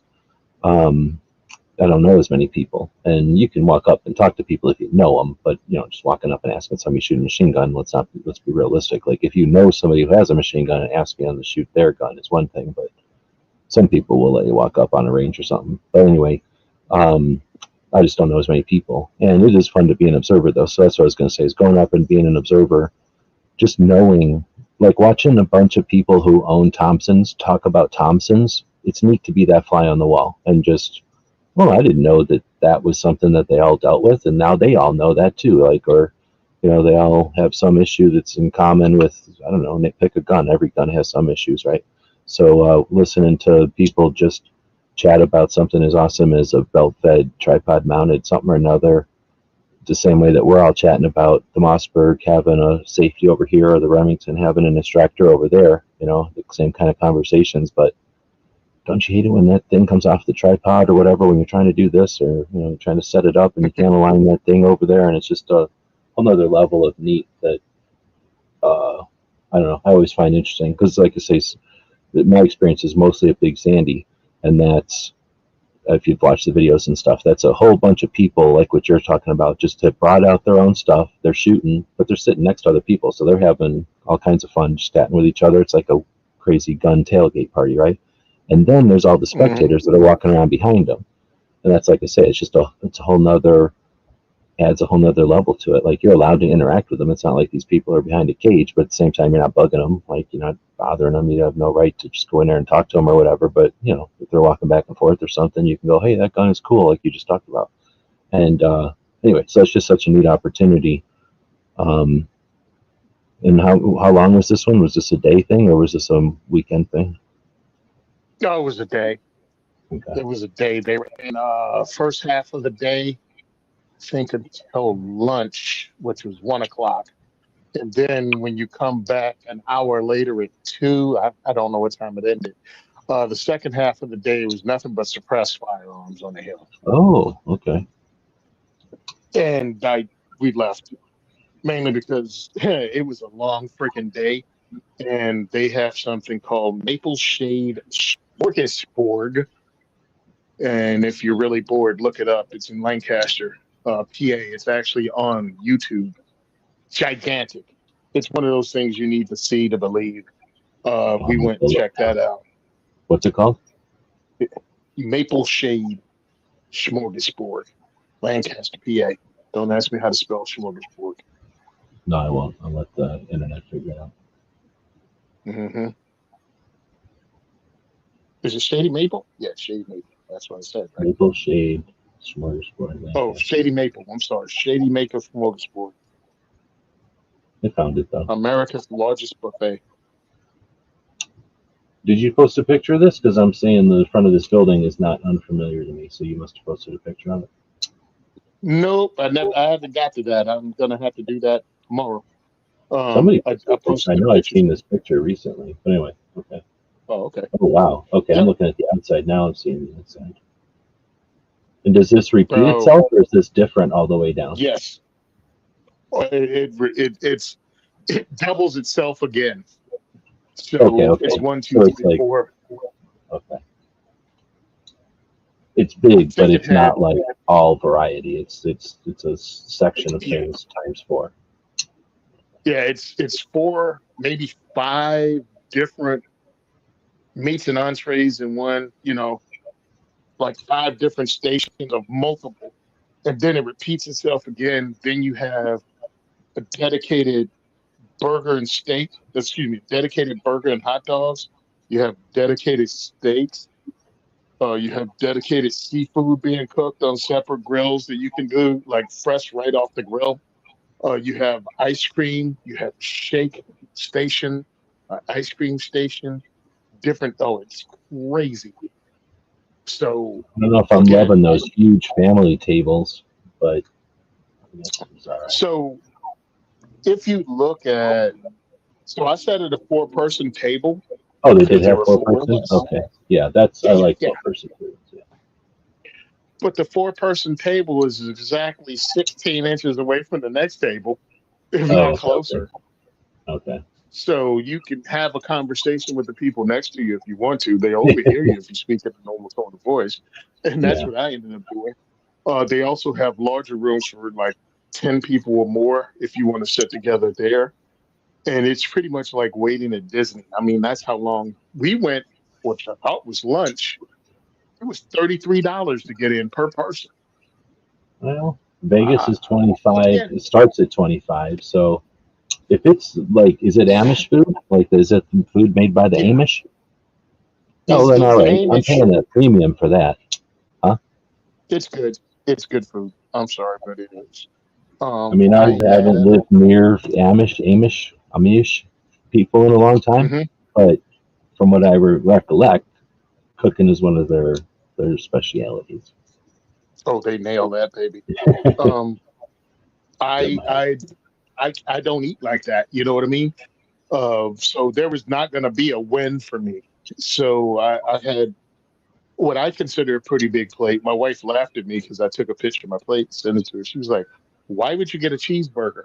I'm like, "I've been jonesing for a cheeseburger that I didn't cook for a minute now. McDonald's sucks. Like, fast food yeah. restaurants suck, and that's a fast food restaurant burger. That is not the same. Um, this burger was banging. I was like, "Hi, can I have a cheeseburger, please?" My man looked at me and went, "No problem." I get back. My man gave me a double. I'm like, he took one look at me and was like, "There you go, kid. I know what you want."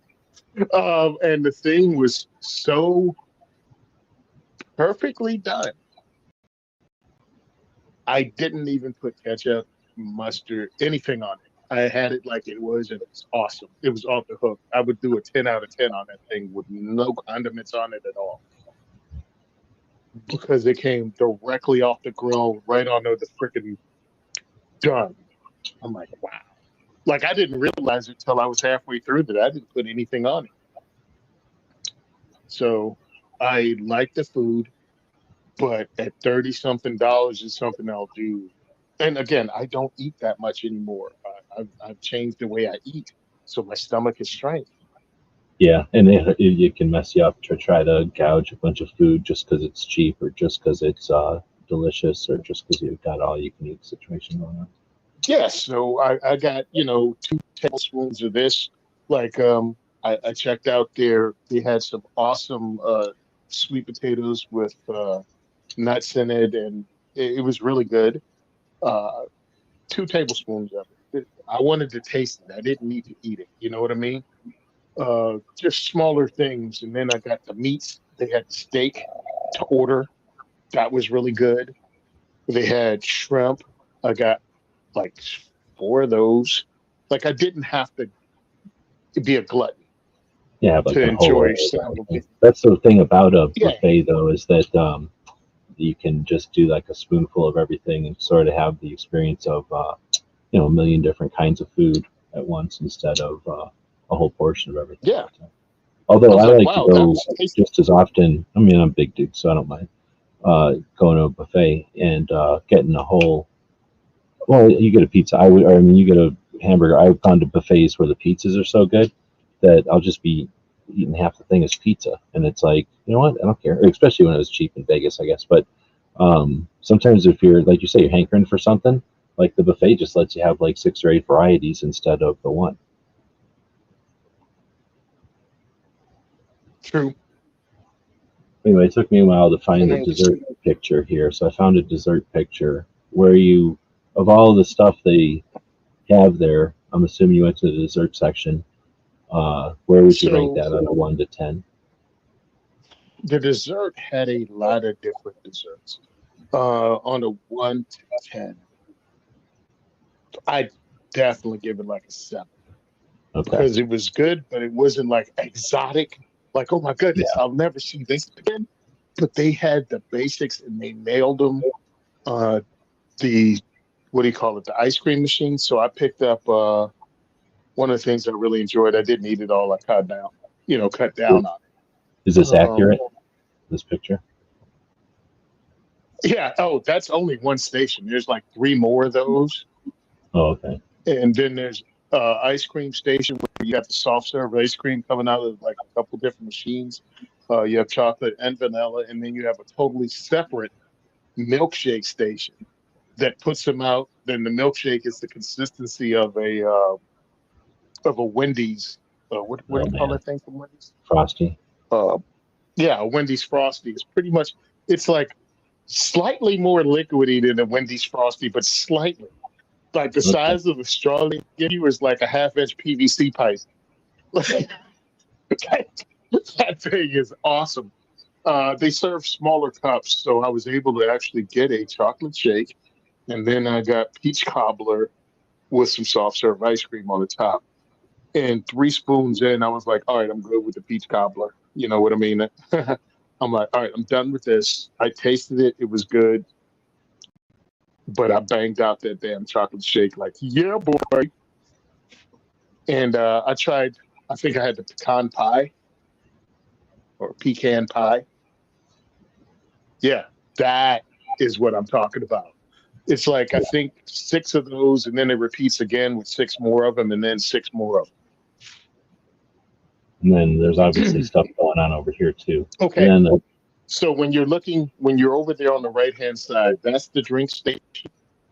And then you go, yeah, and then there's another pillar and there's another station, but between them, where you see these black walls at, on each side of the black wall.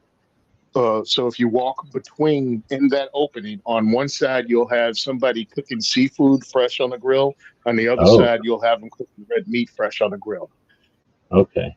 So it's And way bigger. That's that's the for thing. There's no good picture. It's all like angles and shots, but it's obviously laid out in some kind of a weird H or something shape where, and they don't hmm give me like a layout picture. I've been looking for like a map of the place, but they didn't have that. And it Um, depends on what time you get there. It's so crowded that like you'd have to put it on record and walk through with like a GoPro to give people an idea of what you're doing. That's and this one of the is what I dining first rooms. saw is like, that doesn't look all that appealing, but then you said there's tables and other areas to sit. hmm Okay. Yep. It seems like, I mean, this is just a room of a huge building. Oh, it's multiple buildings, by the way. And they have like upstairs, they have a downstairs gift shop that's huge. Both myself and my wife don't do kind of knick-knack gift shop stuff, but we did go down there and it was like a lot of stuff, a lot of Amish stuff, a lot of candies, a lot of handmade and homemade stuff. If Woods is still out there, I feel obligated to post this picture. Oh, dude. Do they have a See, special breakfast is so. breakfast one, or is it breakfast stuff was on there always? No, they have breakfast, they have lunch, and they have dinner. That's annoying. I mean, I get it, but that is annoying. I'm spoiled by Vegas buffets where a lot of them, most of the ones I go to at least, will have a dedicated breakfast chunk that's just there 24/7. Because how hard is it to keep some eggs and some hash browns and some gravies and stuff for people that don't have a hankering for breakfast, whenever. But Yeah. and Well, pancakes, come on, super easy. But anyway, they have to have, I guess, room for it or whatever. But they're probably also see, making for their stuff me, from hand food or from handmade, right? exactly. Yeah. So for me, something like this, because it's like it's gonna be bread, it's gonna be bacon, it's gonna be sausage gravy. They'll have grits, oatmeal, sliced apples. You know what I mean? Cinnamon apples, sausage, and maybe scrapple because it's PA. Oh And yeah, after that, I'm like, unless you get stations that actually make things like waffles for you fresh and pancakes for you fresh. After that, it's like, eh. You'll have some cinnamon rolls or something like that. But how much can you do really for breakfast? I kind of like how it looks like they've got slices of cake and then like a half a Hmm. slice or a quarter slice, so you can like go, I want to taste that one, or you could be like, oh yeah, that's the one Hmm. I want. Look how big that slice is. I dig that actually. Now that I'm looking at this more closely, at first I wanted to see if Yeah. this was what this kind of cake was, because it looks interesting. I think I'm almost be. I guess it's not ice cream cake. It looked like ice cream cake or something would have been. Mm-mm. No, But no, then no. now that I'm seeing like giant chunks of cake and then little chunks of cake, I feel like somebody who knows what they're doing did that. You know what I mean? Unless they're just super sloppy, like that was done with intent, right? Like a little kid might want to slice. You don't want to waste a bunch. Just smart. Like I think Well, that's neat. also, again, people are going to go there and just take one of each, and they're not going to eat all of it. So, how much are you going to throw out if you Yeah, have big slices of cake? You, yeah, if you exactly. want You more find cake, out just that he split didn't it up like in three it slices. or something else. Yeah, exactly. And then, man, Yeah. yeah, should not have been looking at this because I was about to. When we're done, I'm gonna go get something to eat. But I mean, I'm gonna go shopping, so it's gonna be tough to go shopping now. This here, Yeah, go get I'm something to eat mixed first, on bro. this. Like I've gone to Vegas, and I was just watching Hmm. something the other day where one of my favorite things in Vegas are one of our traditions used to be this place called Tokai, or no, Todai Sushi or something like that, and it was a Hmm. giant sushi buffet, and the best. Hmm. Well, I really like the sushi buffet part of it. Then they had tempura and all this other stuff, all kinds of rice dishes, Nice. right? So it's like just Hmm. really awesome buffet, but way bigger than this section that we're seeing on the screen right now. They had a section of the buffet that was desserts, but almost every one of their desserts are called sushi desserts. Like their desserts were like a spoonful size. So if you felt like eating something, you Hmm. just take like a dozen of them. But now you could go over there and get like two of these, one of these, and taste all kinds of stuff that I didn't know if I was going to like or not. And I just really dug the idea of having like little tiny pieces of cake or pieces of pie or whatever it was in the buffet or whatever. So this kind of reminds me of, or at least that's what I use as my gold standard. Like if a buffet is as good as Tokay was, or a dessert section of a buffet was that good, then I approve of the buffet. This one is tough. I don't like pies at all, so I disregard this whole pie section. Hmm. I definitely, I've just said about how much I dig the cake section there. But then you get to this pudding and fruits and stuff, and ordinarily I'd pass on all that. But in a place where they're probably making all this from scratch, well, then it's a whole Oh, different story because now I feel like I dude. might actually want to taste some of these puddings or something because I don't So like puddings they, because they don't taste like my grandma's pudding. Like pudding nowadays tastes like chemical slop and I don't want to taste it. oh, But garbage, old pudding used to garbage. taste good. Yeah. So they had the puddings. They had tiramisu puddings. They had Oreo puddings. They had just different types of things that were fusions of different things too. And then they had old fashioned cherry cobbler. They had peach cobbler, and I dig me some cobbler. So I think I had the peach. I didn't have the cherry. And I, dude, I felt good. I didn't eat until I was stuffed. I didn't eat until I was uncomfortable. I enjoyed myself and was able to, walk out there under my own power. years Yeah. ago, years ago, I might have tried to break even, but I've gotten to the point now, dude. Enjoy yourself. Try different foods. There is no contest to be won here, and It was fun, but it's expensive for what it is, and it's like 3 hours. I think it was like 2 hours, Well, that's good that it's three 2 or 3 hours away because hours. otherwise you'd get in the habit of going there, right? No, no, not for 30 something dollars. I wouldn't. That's I true. probably would hit it for breakfast though. I would hit it for breakfast, and I think breakfast was like 19. Well, if it was Now, if closer, that you'd be was closer, looking for excuses to go, right? Like, oh, you're new in yeah, town. Hey, let's go to the buffet. Oh, yeah, well, let's go to the yeah, buffet. let's Like, go oh, out. we're having a meeting. Let's go to the buffet. Oh yeah, definitely. Hey, look, it's first Wednesday of the month. You know what that is? That's buffet day. And is there a buffet day? I know that's one of the reasons I couldn't be trusted to live in Vegas back in the day. Like now, I could probably handle it because the buffets are the same way, $30 or $25 or wherever Hmm. they start at. But some of the good ones are 50 or 70 or something like that. A cheap buffet in Vegas is this price. Um, So that's why I'm like, now I that's not a bad price. I mean, compared to like a restaurant, I guess. But actually, I was just watching a thing that some kid was doing something. He ordered a hamburger and a fries or whatever, and then it was like almost $20 for like a hamburger, a Mhm. small fries, and a drink at like a McDonald's or someplace. And either that was fake Yeah, or like that's how much it costs nowadays. And if it costs anywhere near $20 to eat at McDonald's, 33 for this is a yeah, bargain, like more than a bargain. it's getting close to $20 for a large meal at McDonald's. If you grab a large, it's going to approach $20. So yeah, you're right, but it was unexpected. Mainly because I thought we were there. I got the time wrong, so it was 30. Oh, I'm sorry. They had the signs up that said lunch was 19.99. So I'm like, cool. Well, I Oh, missed the part where it said lunch is 19.99 weekdays. I was there on a oh, Saturday where it was $30. That's what got my back up a little bit. yeah, I gotcha. I was You're like, yep. expecting the $20 bill, and it's closer to almost two $20 bills. Yeah, by the time you pay for it. Yeah, so I'm standing there in line, right? And I get up and I'm looking at it and it has the sign posted and it's like lunch 19.99. I'm like, all right, cool, $20, no problem. And I go to give them the card and it's like 31. And I'm like, what is that? Oh, that's weekend price. I'm like, you mother father. Oh, I've already waited for 45 minutes in a line that looked like I was at Great Adventure. So Oh, I'm gonna that's pay a it. factor. I am not a fan of that. That's a factor. So that's annoying. Oh, it's 45 minutes, bro. It was 45 Yeah. minutes in line. And then is everybody like chatting about what they are going to eat in their combos, or is it everybody just sitting at their phone and it's boring as hell for 45 minutes? Well, it was me and my friend Eric, and he met a friend of his and this guy's girlfriend. So Eric was talking to the girlfriend, I was talking to the friend. So we had conversation during the entire Okay, thing. then that's not So it too went bad, but rather it's not quick. ideal. Yeah. Yeah, and luckily I'd gotten there without being hungry. You know what I mean? If I showed up starving, that would have been a long ass 45 minutes. Yeah. The only thing I can think of is there Oh, was a buffet in Vegas that was a long wait all the time because so many old people went to it. It was worth it. The mhm. one at Sam's Club. I don't know if you ever went to that one, but No.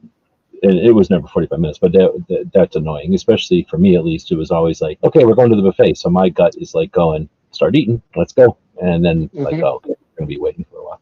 But for me, it was horrible because We I was with planned. family, and I don't have anything to talk about with family most of the time. It's like your family, so talking to friends or Mm. something sounds like a lot more appealing. So what you call it with we always plan to go to a buffet. We say we're going to go to a buffet during SHOT Show, and we never do because there's so much going on during SHOT. Yeah, it's But kind I of pointless in really want shots. to, yeah, because I really want to hit. I don't go to Vegas. I don't like Vegas. I don't gamble.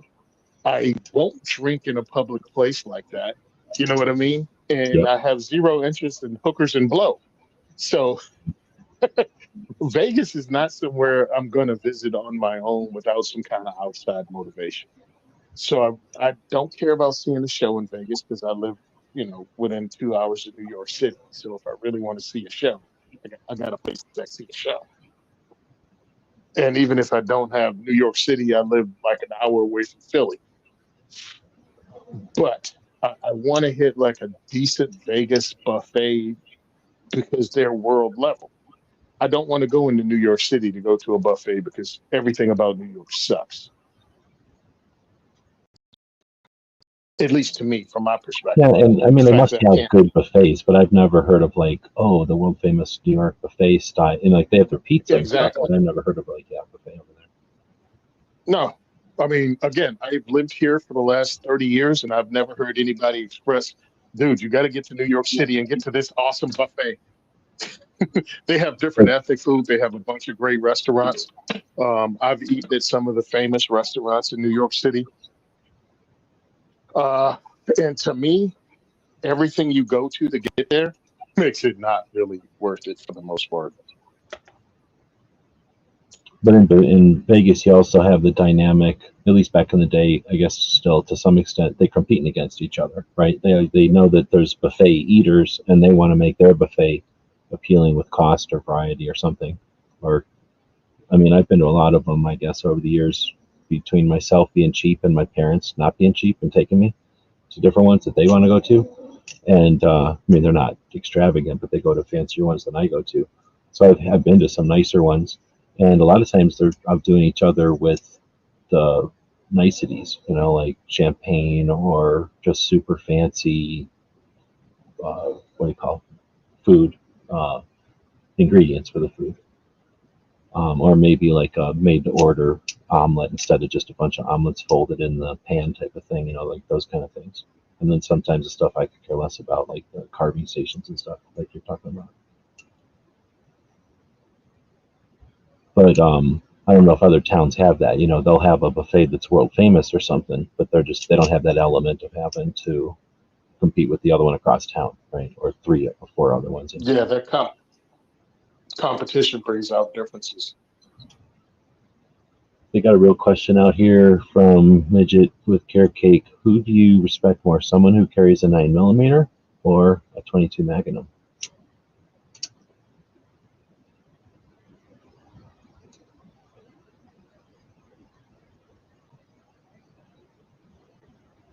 Oh, I was waiting on you for that one, bro. I'm gonna brag on 9mm, and then I don't know. I'm trying to also thinking like I don't know if I. There's got to be a better answer. Like I respect all gun owners or something like that.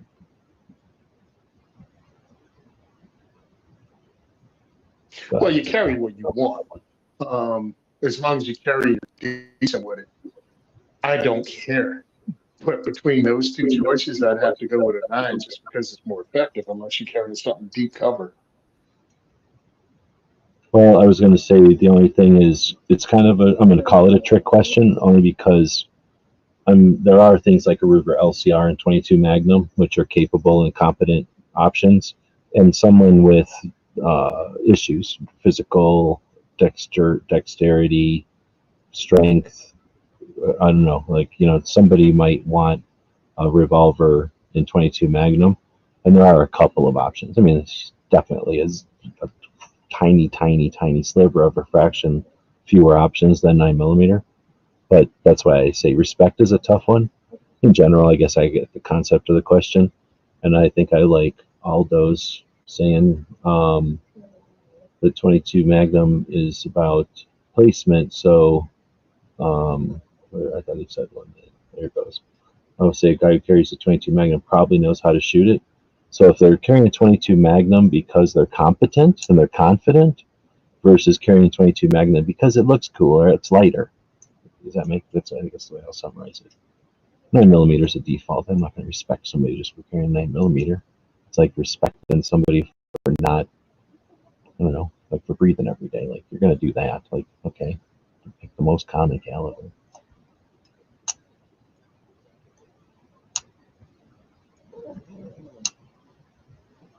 All right, well, we're an hour and a half, I think, ago. I was like, hey, let's wrap this thing up at some point, but we've tried that a couple of times. Let's do it for real this time. What is I asked you All about right. the machine gun shoot, and then that turned into the buffet. But that's all good because both those were valid conversations. I think machine guns and buffets are valid conversations for Saturday afternoon. Did we just run right over somebody? No, we didn't. The only person we run over is Mike from Arms Room Radio.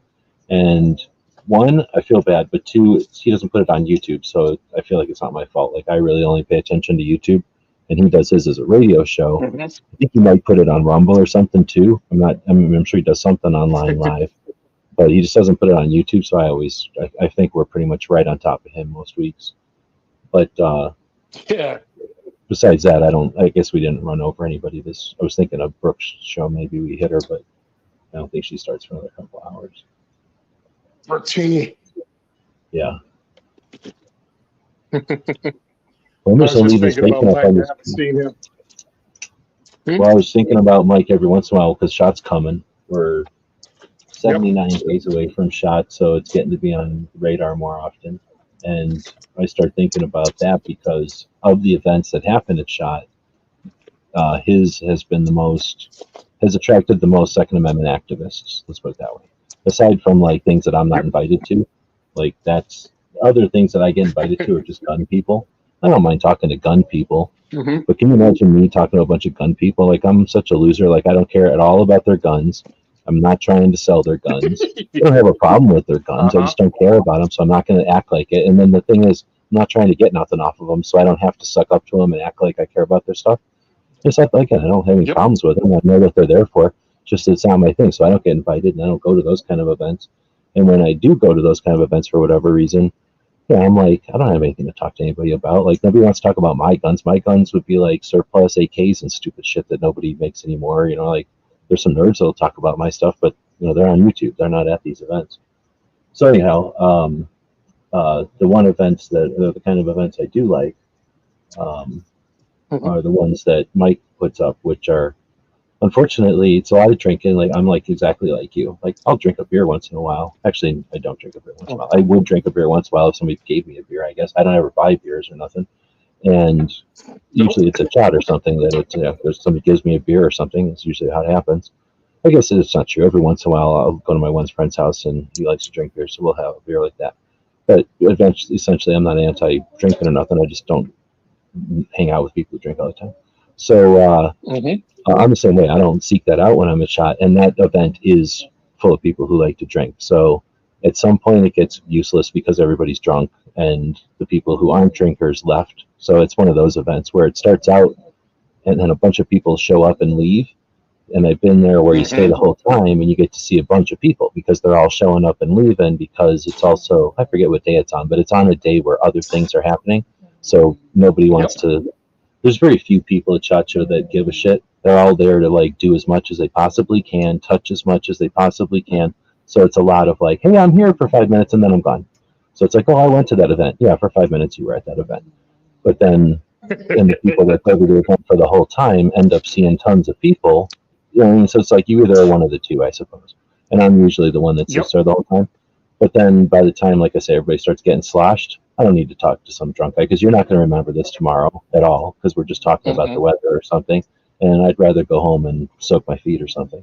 So anyway, I like that event. It's the one that the most Second Amendment activists go to.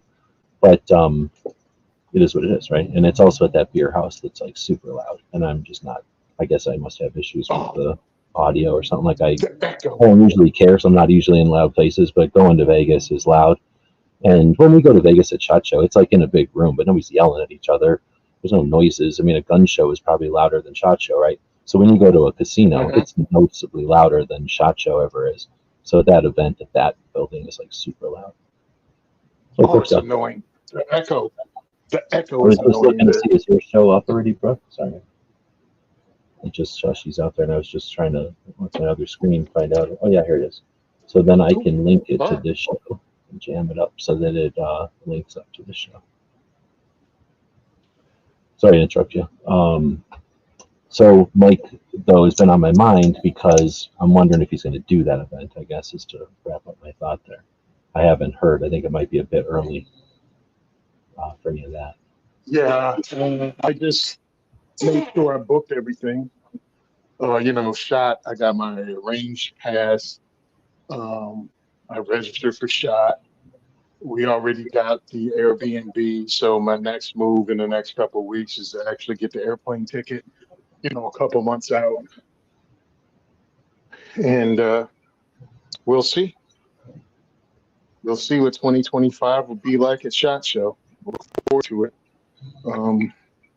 Hook it up and continue these relationships. And maybe as a charitable organization, I'll have, what do you call those things? I can get sponsors because that's what I'm doing. I'm buying insurance this week because I have a diversity student. I have to have an actual instructor insurance because usually because the range I go to has changed their policy and changed their insurance company. That now I have to have instructor insurance, and if I'm paying for that, I might as well go ahead and be able to write it off because that's $400 a year. So that's what I'm doing with that. Well, I feel like we've accomplished something because Ozzy says he bought that revolver. So Nice success. Congratulations, Ozzy. Don't think many states will allow 20 still. Just wait a year.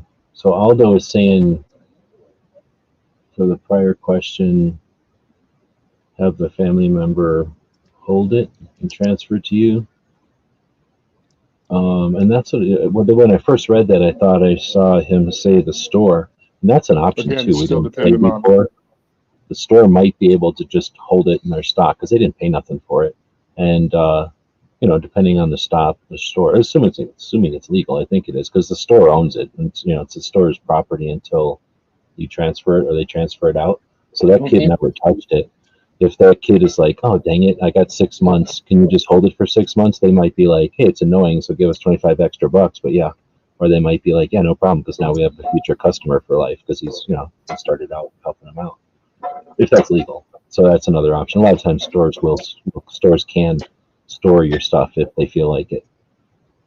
Back in the days of the global war on terror, I remember that was like a whole gig for stores was to have safes set up to hold people's stuff while they were out of the country.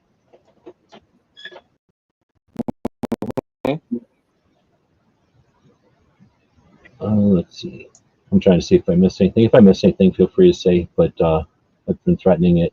So now we talked about a bunch of different things. The next thing that we should probably talk about before we end is the next diversity shoot. When's that coming up? Next diversity shoot is Thursday, November 7th at Recoil Range in Monroe, New Jersey. And the one after that is November 21st at We Shoot. So Recoil, we only have like 3 or 4 more tickets available. And we're at the halfway point for the 21st. So if you want to go to a diversity shoot, we have 4 left this year. Buy your tickets now. That's it. Only 4, and they sell out quickly, very quickly.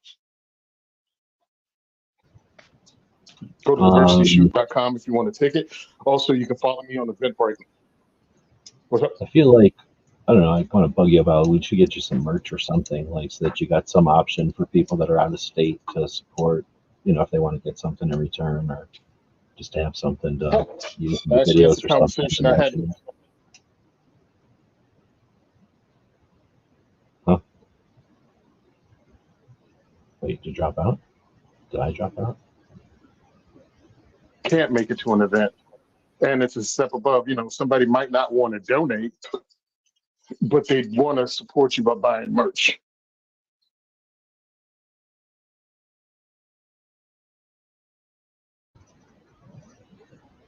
I don't know if I'm cutting out or you're cutting out, but I missed some of what you said there.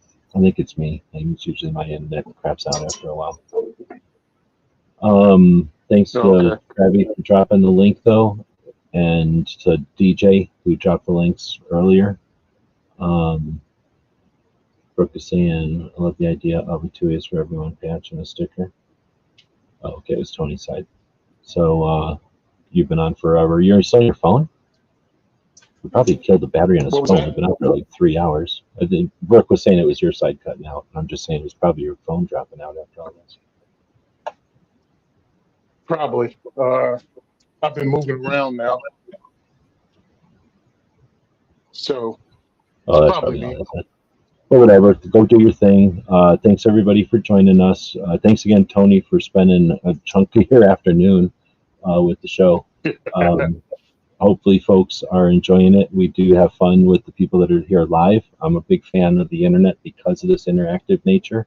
We kind of alluded to how long I've been doing this, and this stuff has been out there.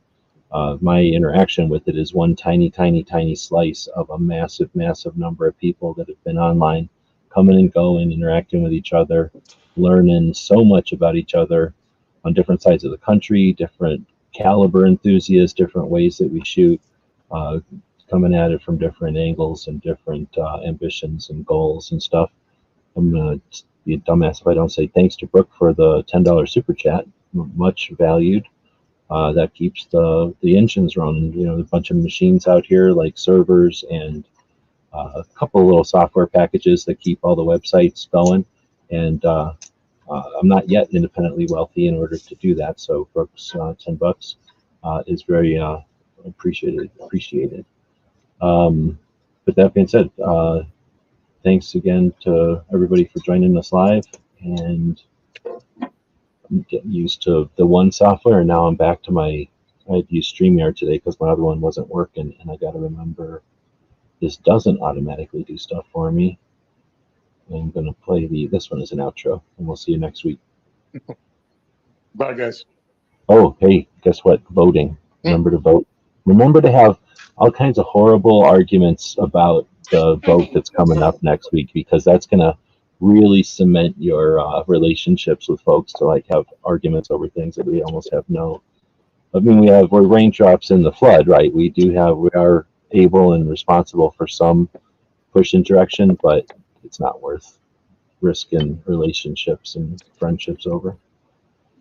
And they want, like Tony said a long time ago, they want us fighting with each other over stupid, petty shit, choices, yes and no, that they came up with, and not realizing that by working together, we override all that crap. But anyway, we'll throw this in here. See, I say that, and I don't even know which one I'm clicking on. It's been a while. Here we go.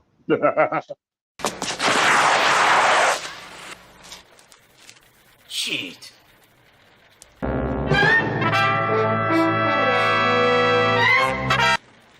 Ninja? Ninja! Ninja!